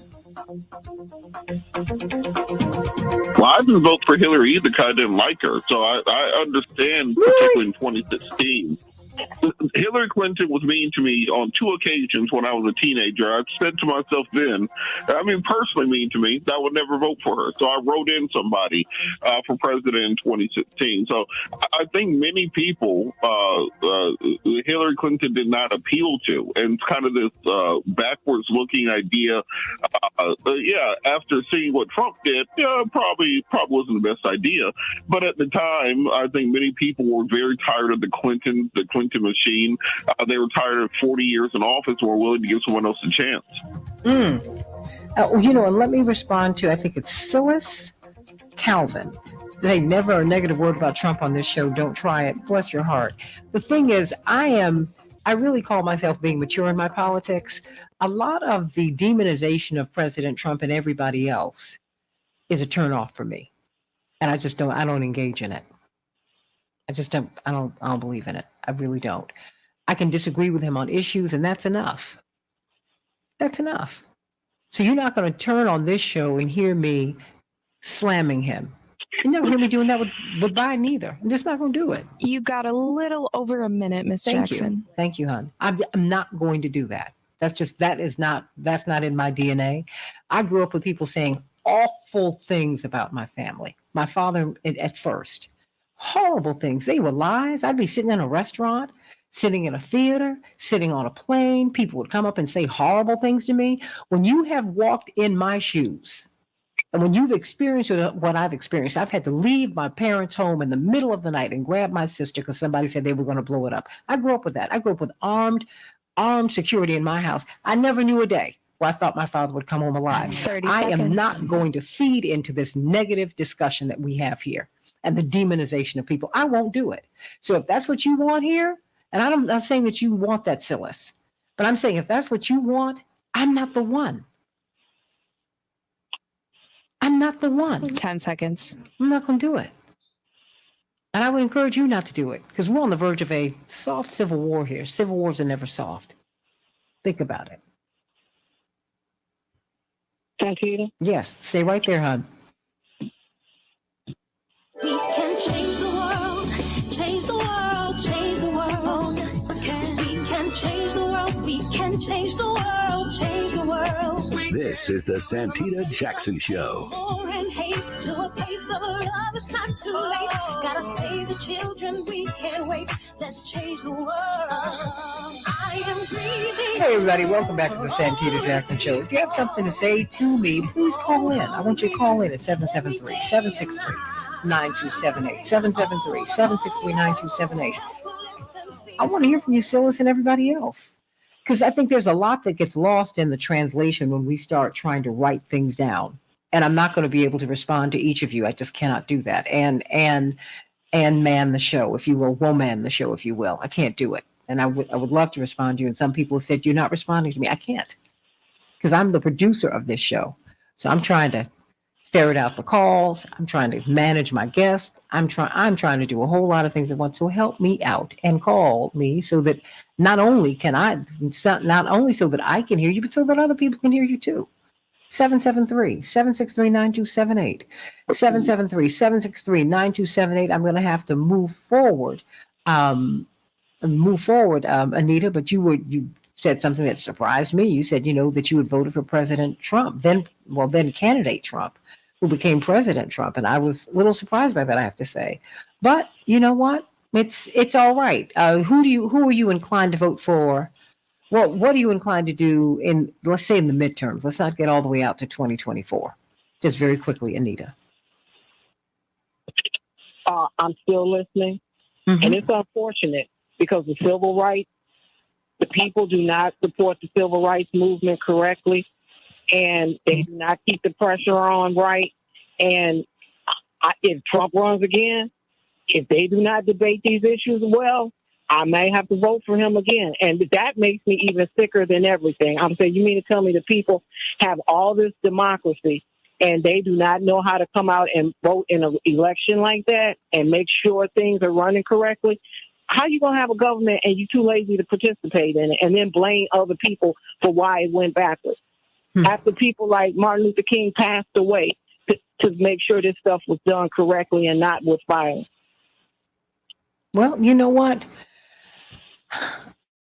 that you were able to share with us, and I want you to continue to call in and share because this is who we're talking about. I mean, a lot of the people who supported President Trump did not all storm the Bastille on January 6, 2021. They did not. They are your neighbors, and a lot of people who support him are not being honest with you about their support for him. They're not. They're not, Robert. I mean, the fact is, the myth is that poor white people voted for Trump. No, they did not. The majority of them did not vote for him. The majority of white people voted for President Trump. Most of the people who voted for him made $50,000 a year or more. Most of them. Okay, that many people feel that Stacey Abrams, part of what helped her to lose in 2018 was the fact that she did not get 12% of the black male vote. How about that? So she's having to run kind of uphill to try and get more black men to vote for her now. I mean, the politics of what we're living with from day to day, everybody, is a little bit more complex and more nuanced than the corporate media are telling you. So that's what I mean about the demonization of people. You can't demonize Anita. You might disagree with her, but you can't demonize her. At least you shouldn't. So call me. I know the lines are full, but keep on calling, because we are having a spirited discussion today. Do we have Attorney Fancher with us, Miss Andy? No, we do not. But Terry O'Neill, I mean, you just heard Anita, she is a mother of 5 or 6 children. They've all gone to college, graduated, and all of that. And you hear her say, I don't know I don't know if I'm going to give the Democrats my vote. I'm not feeling what I'm seeing and feeling. And, Terry, I've only tried to make the case that a lot of people feel that way. Robert Patillo was right. A lot of those 81 million votes that President Biden got, number one, he was not the most popular candidate in the primaries. And you and I both know that. The Democratic establishment ran Bernie out and Elizabeth Warren. Because we wanted the safe person. Safe for whom? Oh my gosh, Terry O'Neill. Yeah, I mean, I think what's happening in our country right now is how do I put this? So the Democratic Party has a progressive wing, but we also have a very corporate funded wing. And it's the corporate funded wing that is really resistant to change, resistant to the kind of change that we need, to the kind that I think your caller, Anita, is calling for. And so the Democratic Party as a political establishment is not unified, I guess I would say, around core issues like livable wages, like paid family leave, like Medicare for all, or at least being able to see that if anyone gets sick in this country, they should be able to get the health care they need when they need it. That is not universally true in the Democratic Party. So that's a real issue, and I think people's voting patterns reflect that very much. That is not to say that a lot of the people, and I'm specifically talking about white people who look like me, the people who voted for Trump who are white were very, very heavily motivated by racism. I think there's no question that's true. But the people who fund Mr. Trump are motivated by, and I'm talking about the corporations and the billionaires that largely fund the Republican Party. They are motivated, yes, partly by racism, but very much by their desire to get lower and lower taxes, less and less regulation on what they're able to do. So we have these cross currents in a democracy. That's kind of how democracy works. We really need, I think, the reason, and by the way, the reason that Bernie Sanders is so popular in this country is because he never stops talking about what he thinks is true, whether or not he thinks some corporation would fund him or pull funding for him based on what he says. He just moves forward with his progressive agenda the best he can, and at least he talks about it. And this is what people are drawn to. That's why Elizabeth Warren remains very popular in this country, because she continues to talk about what she knows to be true and what she thinks we ought to do about it, without fear of what corporations might do. Because neither Bernie nor Elizabeth were funded by the corporations. That's not true of everybody in the Democratic Party. So what do you think is going to happen? I mean, Robert, you said, look, what we're looking at is, I didn't predict anything. I was to what President Trump and his supporters were saying. I haven't predicted anything. You and Dwight said that. Like, if you all would just listen. So, okay, I'm listening. What am I hearing? I think what we're hearing is President Trump laying out a gauntlet, laying out a challenge. He's basically challenging the entirety of the American judiciary system because, Sean Hannity a couple of days ago did this long scroll of all the current investigations and criminal charges. They're kind of closing in around Trump, and Trump is basically daring the entirety of the American judicial system to arrest him. He's daring them to indict him. He's daring them to try to find a jury of his peers that will convict him. He is daring them to say, well, I put 300 some odd federal judges on the bench. Do you really think that that these cases will hold up before them? Do you really believe that of the 75 million people who voted for me, that you can find a jury that won't have at least one of them on there that will be able to prevent a verdict? And if he is indicted, if he is tried, and if they fail to convict him as they did in the Senate, then he will come out more powerful than ever. And he is setting forth that, and also say, and look, if you were able to indict me, just to spit a level of civil unrest and a level of political activity bordering on terrorism in this country. So he is letting it be known that you don't think this will be any sort of normal prosecution or any sort of normal case. This is the fate of the nation on board, and we see this in other countries all the time. This is going on in India right now, where former Prime Minister Khan is attempting to return to office after being deposed in the spring. We see this often in the quote-unquote developing world, where you will have a Vichy government that has decided they want to retake power, and these folks have shown they are recalcitrant to facts. They are antithetical to proof. You can't prove to these people that President Trump lost the last election, regardless of what numbers and what proof you present. And because of that, they are willing to follow him to the gates of hell. And I think the political parties are going to have to figure out how to either negotiate this out, or it's going to take a tremendous act of judicial courage to indict, to try, and to potentially convict President Trump, because the consequences for failing to do so are maybe the entirety of our republic falling apart. Dwight McKee, where do you see this going? Well, exactly what Robert just said. He's right on point. And the profound part of all this is Trump is right about all of it. What do you mean? He's right. It's going to be hard to convict him because it's going to be hard to find 12 people who are anti-Trump if you got a fair jury. It's going to, just like the Senate tried to impeach him or did impeach him and couldn't convict him. He has a constituency that's going to operate in his behalf. And what he's actually saying is that my people are willing to die for your convictions, for our convictions. Are you willing to die for yours? I mean, that's where the rubber is going to meet the road, is that if you all really believe in what you say you believe, are you willing to put your lives on the line like my people are willing to put on their line? My people have guns and militias to protect their interests. What do you have? And I think the unspoken part of this, which is why the Justice Department is so intimidated, is because many of the people who they have hired to protect the country that we call policemen or National Guard or soldiers are on Trump's team. They are those people who we are dependent upon to protect us are part of Trump's army.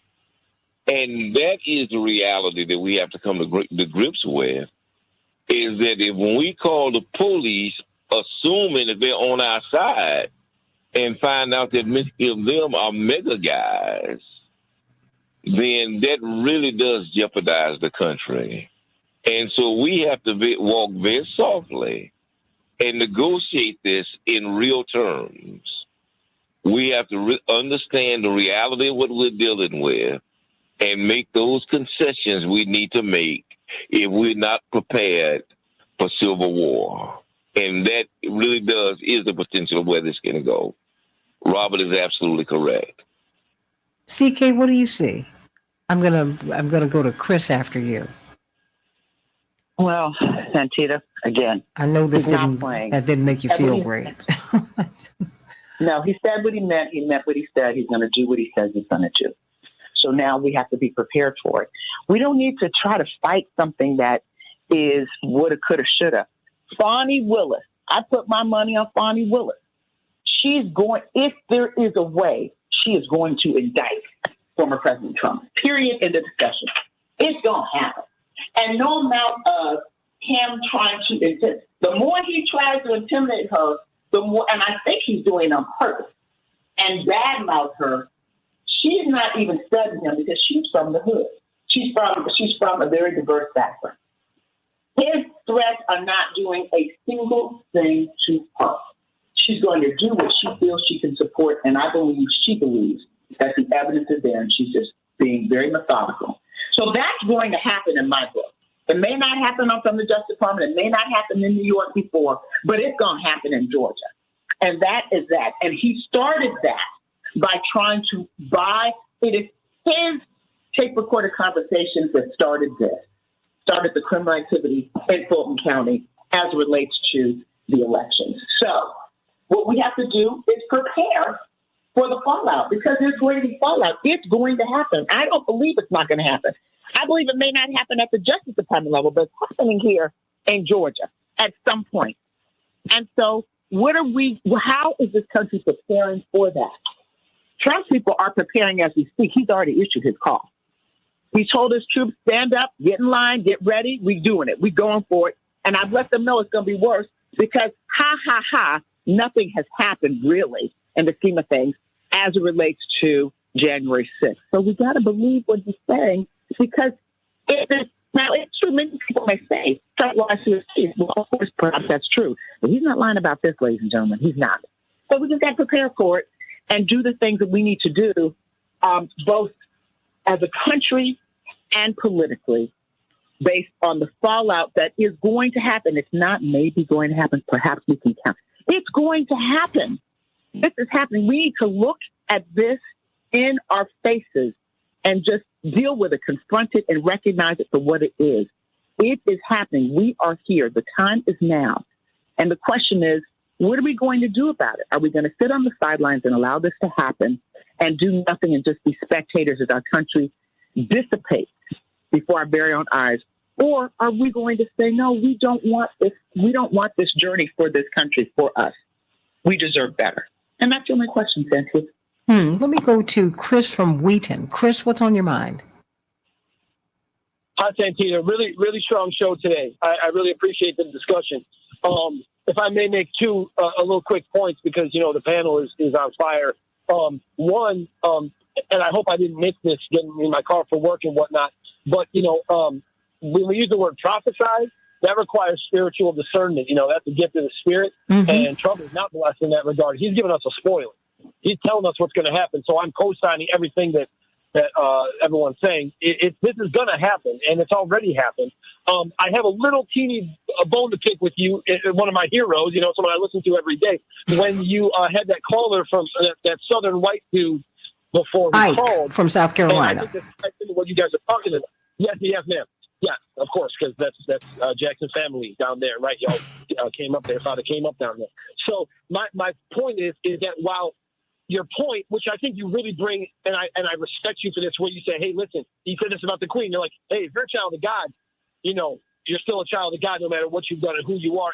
And I take I learned a lot from you in that regard, because you humanize people, even people that I find atrocious and heinous. However, when he said, listen, these Republicans out here are really wild. When you say, well, it's Democrats too, listen, yeah, there's some wild, unpleasant corporate Democrats, but they don't have the guns, and they're not in true social dropping, like, lynching memes like it's funny. I'm telling you, Santita, these people out here are not playing. Like, Hold on, Chris. Chris, I want you to stay here because I want you to engage. I'm between the two of us. I'm someone who grew up with death threats in my house every day. And I grew up in a Democratic controlled city. And the great opposition of my father was a Democratic mayor, Mayor Daley. Okay. I grew up learning not to vote straight ticket because in Chicago you had no choice. So pardon me, when I see people holding on to power, okay? I have said, if you are going to talk about a fascist and you only want to talk about Trump and you don't want to talk about J. Edgar Hoover and the horrific things that he did to Dr. King, just to start there. This man sent tapes of Dr. King personally to his wife, who does something that wicked and evil. And no, we've all forgotten all about that. Thinks about what the hell that he put Martin Luther King, Mrs. King, their family, and everybody who worked for him through.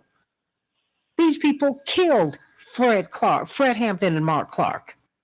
And no one wants to call anything that they've done fascist. And I'm saying that we have a blind spot, Chris, because we just want to make it all about the Republicans. And I don't think it's fair. Every Republican has not co-signed this. A lot of them have.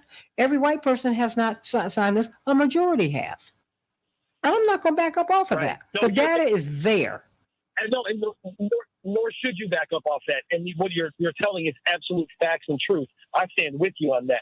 The murder of Fred Hampton is one of the great crimes of this country ever. Well, it happened all the time. The infiltration of the civil rights movement by our intelligence services, just awful. But did they do that to the right wing? And then you say, oh my goodness, the Oath Keepers and the Proud Boys and Boogaloo and all these folks. Well, they're the police. Yeah. Yeah, and we found out that one of the leaders of one of these organizations was active FBI. I mean, come on, Chris. Today. Right, but here's the thing, Santita. I'm standing with you. I stand with you strongly on all that. But here's the thing. Just because, you look like you're 25 years old, you've been in the game for a minute, that it's not 1965 anymore. So you're right when you say that there are fascists of all stripes, of all colors. They're corporates. They're poor white people. They're poor black people who are fascists. I'm not trying to discern that it's a strictly right wing phenomenon. I'm saying that if you found 100 American fascists and you put them in a line, 99.3 of them are going to be white and wearing a red hat. And what I'm only humbly and respectfully saying to you, someone I hold in the highest regard, is that when we pretend that it's still the era of the Dixiecrats, we are allowing what is the modern fascist, right-wing, racist movement, which is gaining numbers, gaining strength by the day. It's a little bit of an all-lives but stay right there, Chris. Chris, stay right there, honey, because I only have 3 minutes. But I want to talk to people in the heart of Dixiecrat land. Don't leave, because who's neck and neck with Raphael Warnock, a black Republican, and there are some black folks who support Herschel Walker. Robert Patillo. Oh my God. CK, it's true. No, I'm sorry. I thought I was on mute. CK, but it's true. CK. I'm sorry. Poor CK. I am not trying to drive up your blood pressure, girl. No. Chris, and don't you leave, Chris. Stay right there. This is a travesty. This is a travesty of all kinds of proportions. I would say it in 5 languages if anyone would hear when listening to me, because it is just that unbelievably devastating. I would not have a problem with someone who were a qualified contender. Please hear me. I don't mind a fight. I fight for a living. That's what trial lawyers do. We fight for a living. But this is ridiculous. If we ever needed to see an example how by any means necessary how far people are willing to go, it is in the senatorial race in Georgia. Herschel Walker is not qualified to serve in that capacity on any level. He does not have the personal temperament. He does not have the professional temperament. He does not have the background. He does not have a platform. He is a rabid liar and someone who misrepresents the facts. Now, some people may take that lightly. I don't take it lightly because I live in this jurisdiction. Even if you don't like Senator Raphael Warnock, don't want to hear his name. Herschel Walker should not be who you turn to. And the fact that they are running neck and neck and that there is a contest is something that we must look at and say, what does this mean about our country? Because I tell you, what it means is something bad, and more bad. And that is not a sophisticated expression, bad, and more bad. But living here, seeing this play out, it is one of the most embarrassing, humiliating, and oppressive rollouts of political dynamics that I've seen in my lifetime. Now, there are some worse things that happen, but this is just bad on so many levels. As a woman, I am just so completely just offended that Herschel Walker is in any type of race. He has a history of beating women. This is not something that is, well, allegedly, we kind of figured. This is part, and I'm sorry that this is the case, but he does not need to represent me. He is bad to the bone and does not need to win. And the fact that he's running neck and neck with Senator Warnock is a very sad commentary. And it is indicative that he has got some support from some places that we dare not speak. That's all I'm saying. Absolutely. Okay? By any means necessary, that's where he has that. A lot of people are supporting a lot of people, Chris, and they're not telling the truth. I ain't mad. So that's why I'm saying, when I say don't paint with a broad brush, I'm only saying,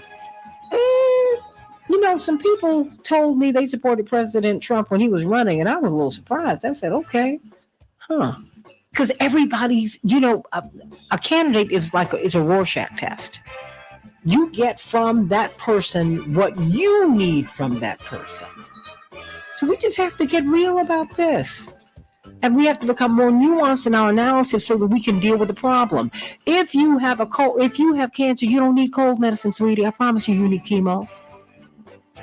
You got to be specific. Hope to see you on Keep Up Alive with Reverend Jesse Jackson. I am the co-host of that show every Sunday. This Sunday from 7 to 9. I don't know what we're going to talk about. Maybe this. Maybe something. It will be great. Join you on the Santita Jackson Show YouTube channel, and of course the Reverend Jesse Jackson Senior page and the Santita Jackson and Friends page. Thank you for all of your prayers and wonderful wishes about Reverend Jackson and his health. He is home from the hospital and he is working hard every day so we can get out here and continue to work for you. I love you, everybody. God bless you. Have a great day. Tell someone you love them.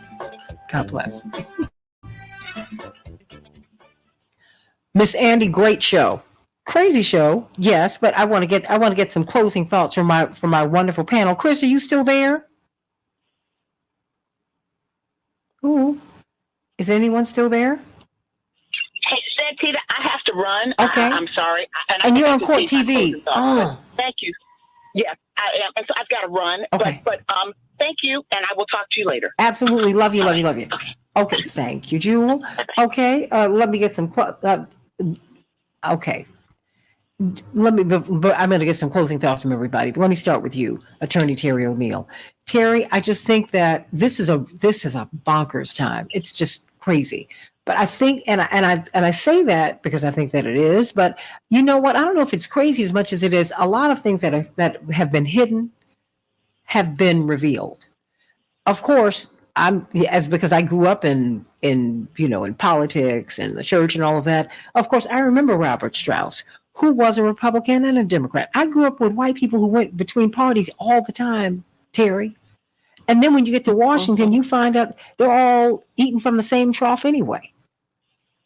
They're all sleeping underneath the same quilt, as the old folks used to say. They used to say something else, but I'm kind of cleaning it up for radio.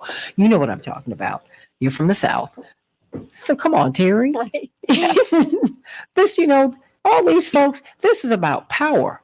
And I'm glad you bring up the corporatocracy who supported President Trump.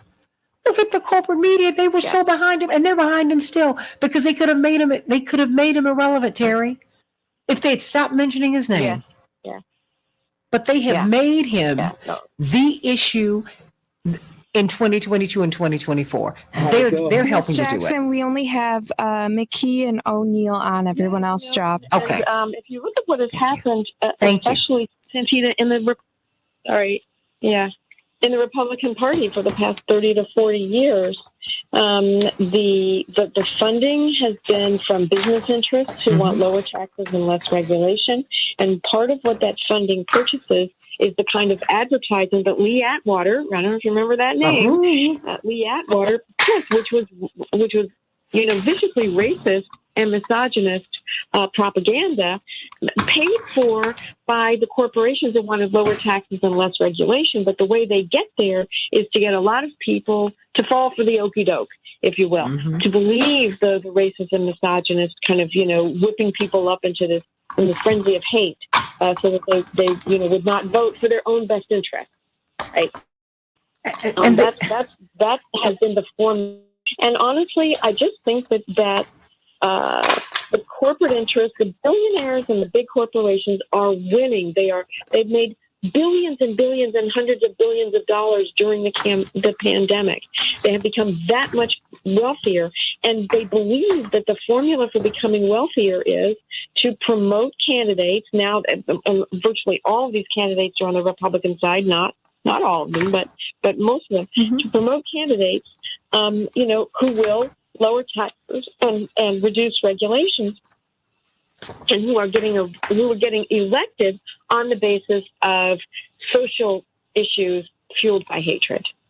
I mean, that's what's happening in our country. And I'm just saying, if you don't think that the corporate Democrats are a danger, I mean, every progressive idea you put up, they shoot down in the name of a corporation. One does it for the people, with the people, we're for the workers. The other ones are clearly for the oligarchs. But they're all doing the same thing, Terry and Dwight. They're doing the same thing. Same thing. Dwight. And who's fault? I mean, many of these people who see Trump as a fascist are also crying for the Queen and singing "God Save the King." It's that so you're selective in who's in charge in their politics if it suits your emotional interests. Thank you. Who would have thought in the year 2022 that we'd still have a queen and a king, and an emotional connection to them, and a democracy that for 200 years have prided themselves on being independent. Wait, Dwight, stop right there. Terry.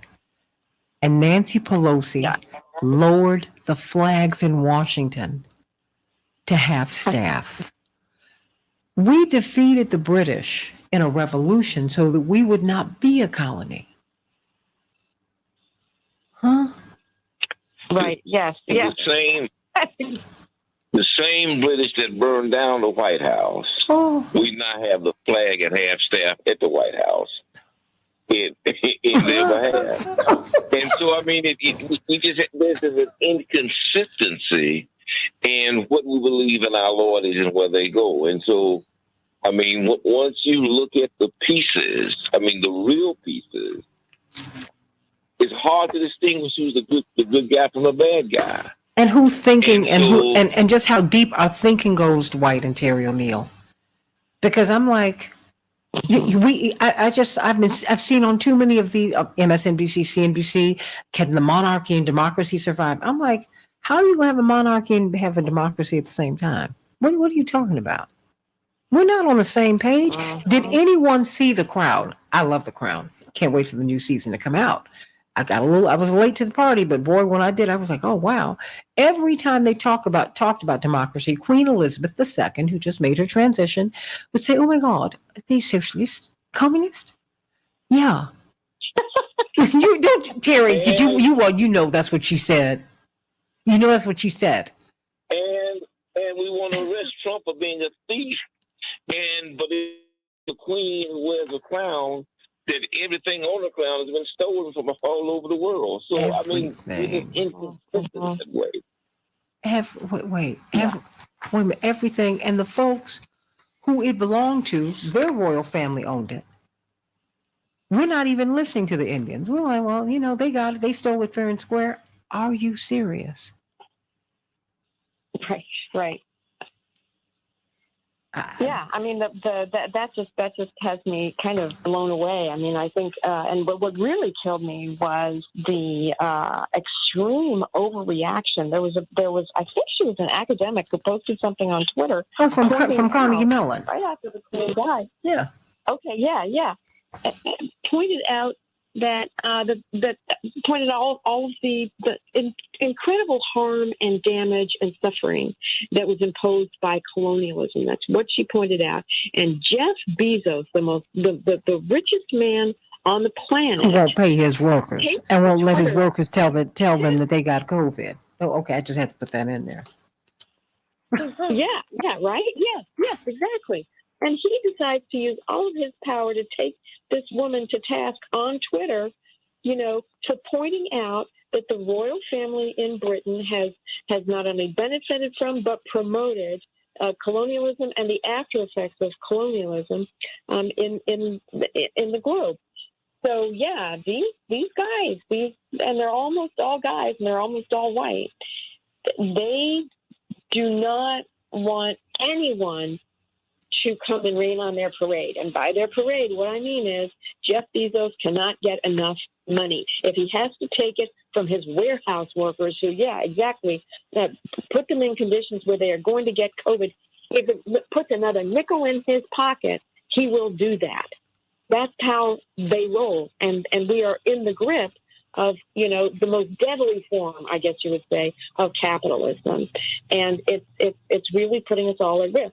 In my view, it is very much behind why Trump is able to marshal his violent troops to bring them to Washington, D.C., why he's able to go out on Hugh Hewitt's show and say, and basically signal to his violent followers, all right, guys, get ready, we're going to do this again.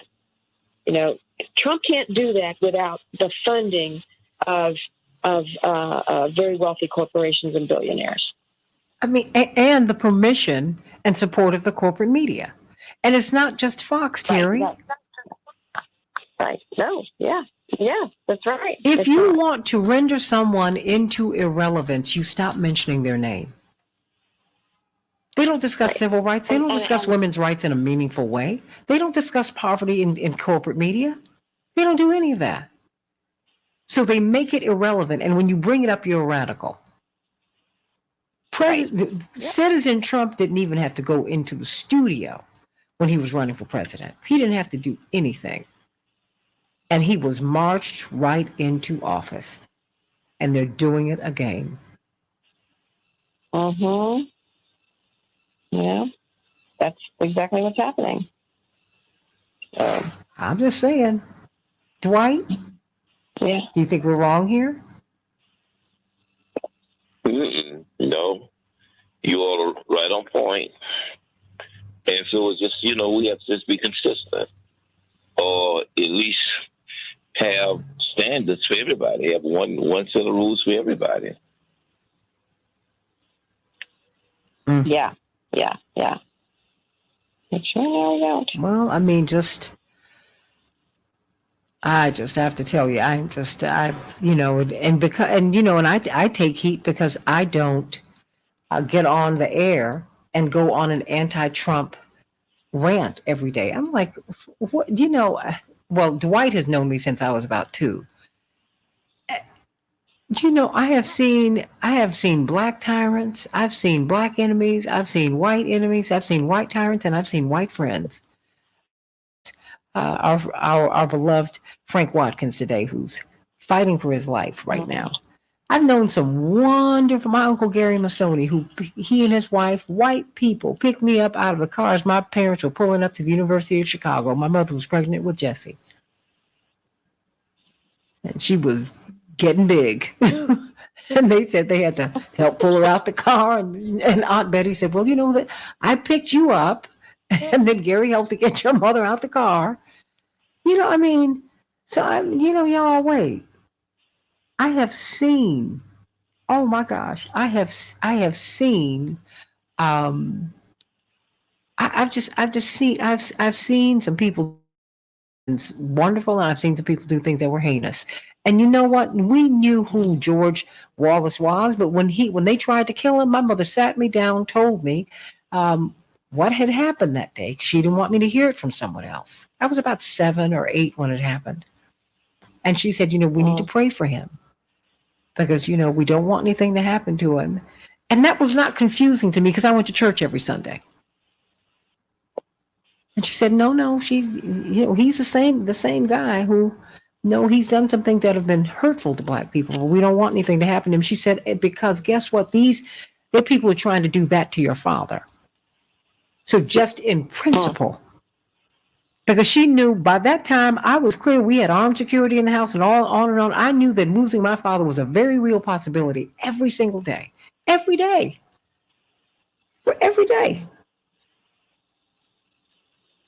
So I got trained early. So pardon me, y'all, but that's where I am on all of this. Yeah, that's where I am on all of it. This is where I am on all of it. I don't need to do that with President Trump. And many people who are going off about President Trump are supporting him. When I was over on Fox, I was shocked at the number of progressives and Democrats who would tell me that they watched Fox faithfully. I mean, really? Folks don't tell you what they do. People, the better half is never Dwight and Terry. Well, that's true. Folks don't tell you. They don't tell you anything. So we need to stop playing these games. Stop it. Y'all stop playing the game. Stop it. We're playing big. We're playing big games. And the games are not to be played here. We really shouldn't do this. We really, really shouldn't do it. We shouldn't. But do you have, Terry, some closing thoughts? As he's telegraphing violence in a violent society. Let's not even play with that. We act as if, oh my gosh, I can't believe he's saying this. Are you for real? This is what we do all the time. We shoot people down and we shut them down. I've got people trolling me here and trolling me on social media, and people can be unkind. It's just, we don't even want to talk to each other. We just want to make our point, shut the door, and move on. It's just ridiculous. Oh, Terry, help me, please. Oh. Well, here's some hopeful observations. Oh, I knew she'd give it to me. So people are going to prison for January 6th. And it's true, a lot of the people going to prison are not none of the people who planned it and orchestrated it have gone to prison yet. But I do believe that there will be consequences. I hold out hope. I have not been impressed by the Department of Justice, but I do hold out hope that the orchestrators of January 6th will, in fact, face accountability. But definitely the foot soldiers have been going to prison. That matters. Mm-hmm. That really matters. I think quite a few of them feel that they regret having engaged in that. So that's one piece. I think that Trump is slowly but surely, but also his people are slowly but surely being held to account, and that will move forward.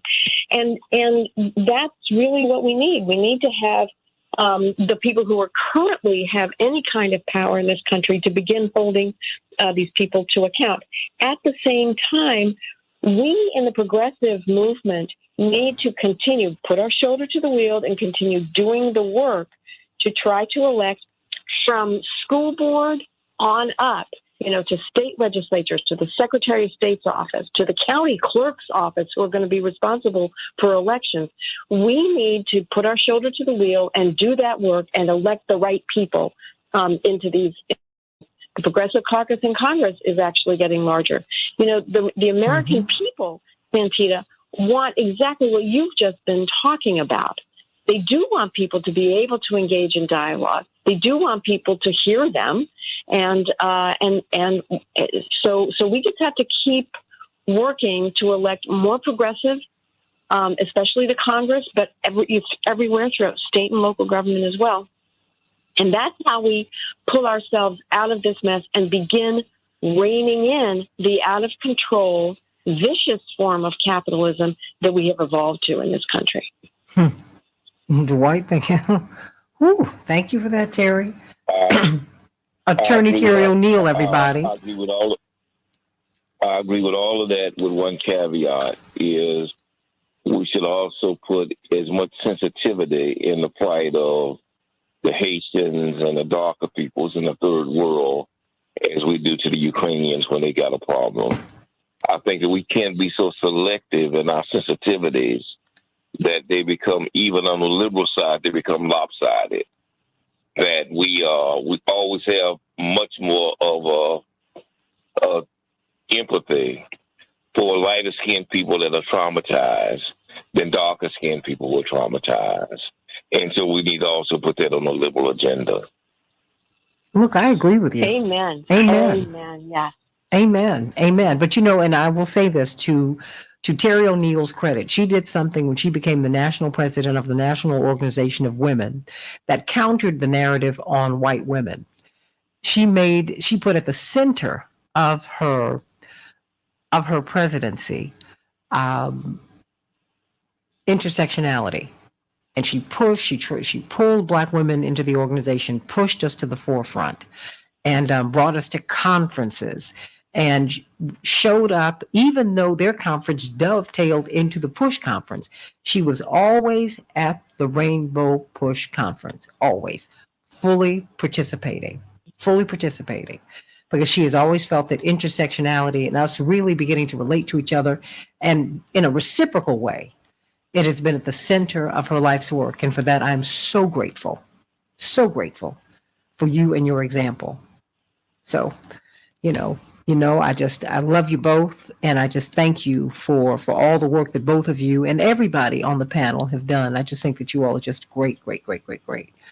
And that is going to be it. Miss Andy, wonderful show. Thank you, Paul, for guiding Miss Andy. But I think she's got it, by George. And that's right. The Queen kept saying, if anyone wanted to not have a monarchy, they should. Let's watch The Crown. It's right there.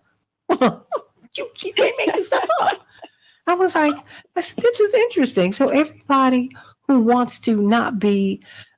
doesn't want to kiss the ring. But see, the thing is, a lot of people want those CBEs. A lot of those people want the MBEs. They want to be sir and lady. We all in it. I ain't mad. I'm just saying, just be honest about what it is that you want, and then we can proceed. But a lot of people, we're in it, Terry, Dwight, we're in it. Right. Yeah. And we want in. Many of us don't want to end slavery. We just want to get out the fields. Many of us we don't mind slavery as long as I live in that big house. We want to see more Sally Hemings stories than we want to see of Harriet Tubman or Sojourner Truth. Oh, that's a mic drop on that one. Yeah, I said it, and I mean it. Yeah. Uh-huh. Yeah. Yeah, no, because we want to be in. We want to be in. So, choose this day whom ye will serve. That's what you have to want. Lorraine, it's the truth. I mean to be what? To get as light as possible. And then to have master like us, love us. Oh my gosh, a love story between the master and the slave. Are you for real? Okay, and I'm sure they had deep feelings for each other. That was his wife's half sister. You can't make this stuff up. But come on, you guys. Come on. So I love you. Love you. Really, truly love you. I will see you on Sunday. Oh, let me call Reverend and see what he wants to talk about on Sunday. Oh, so much.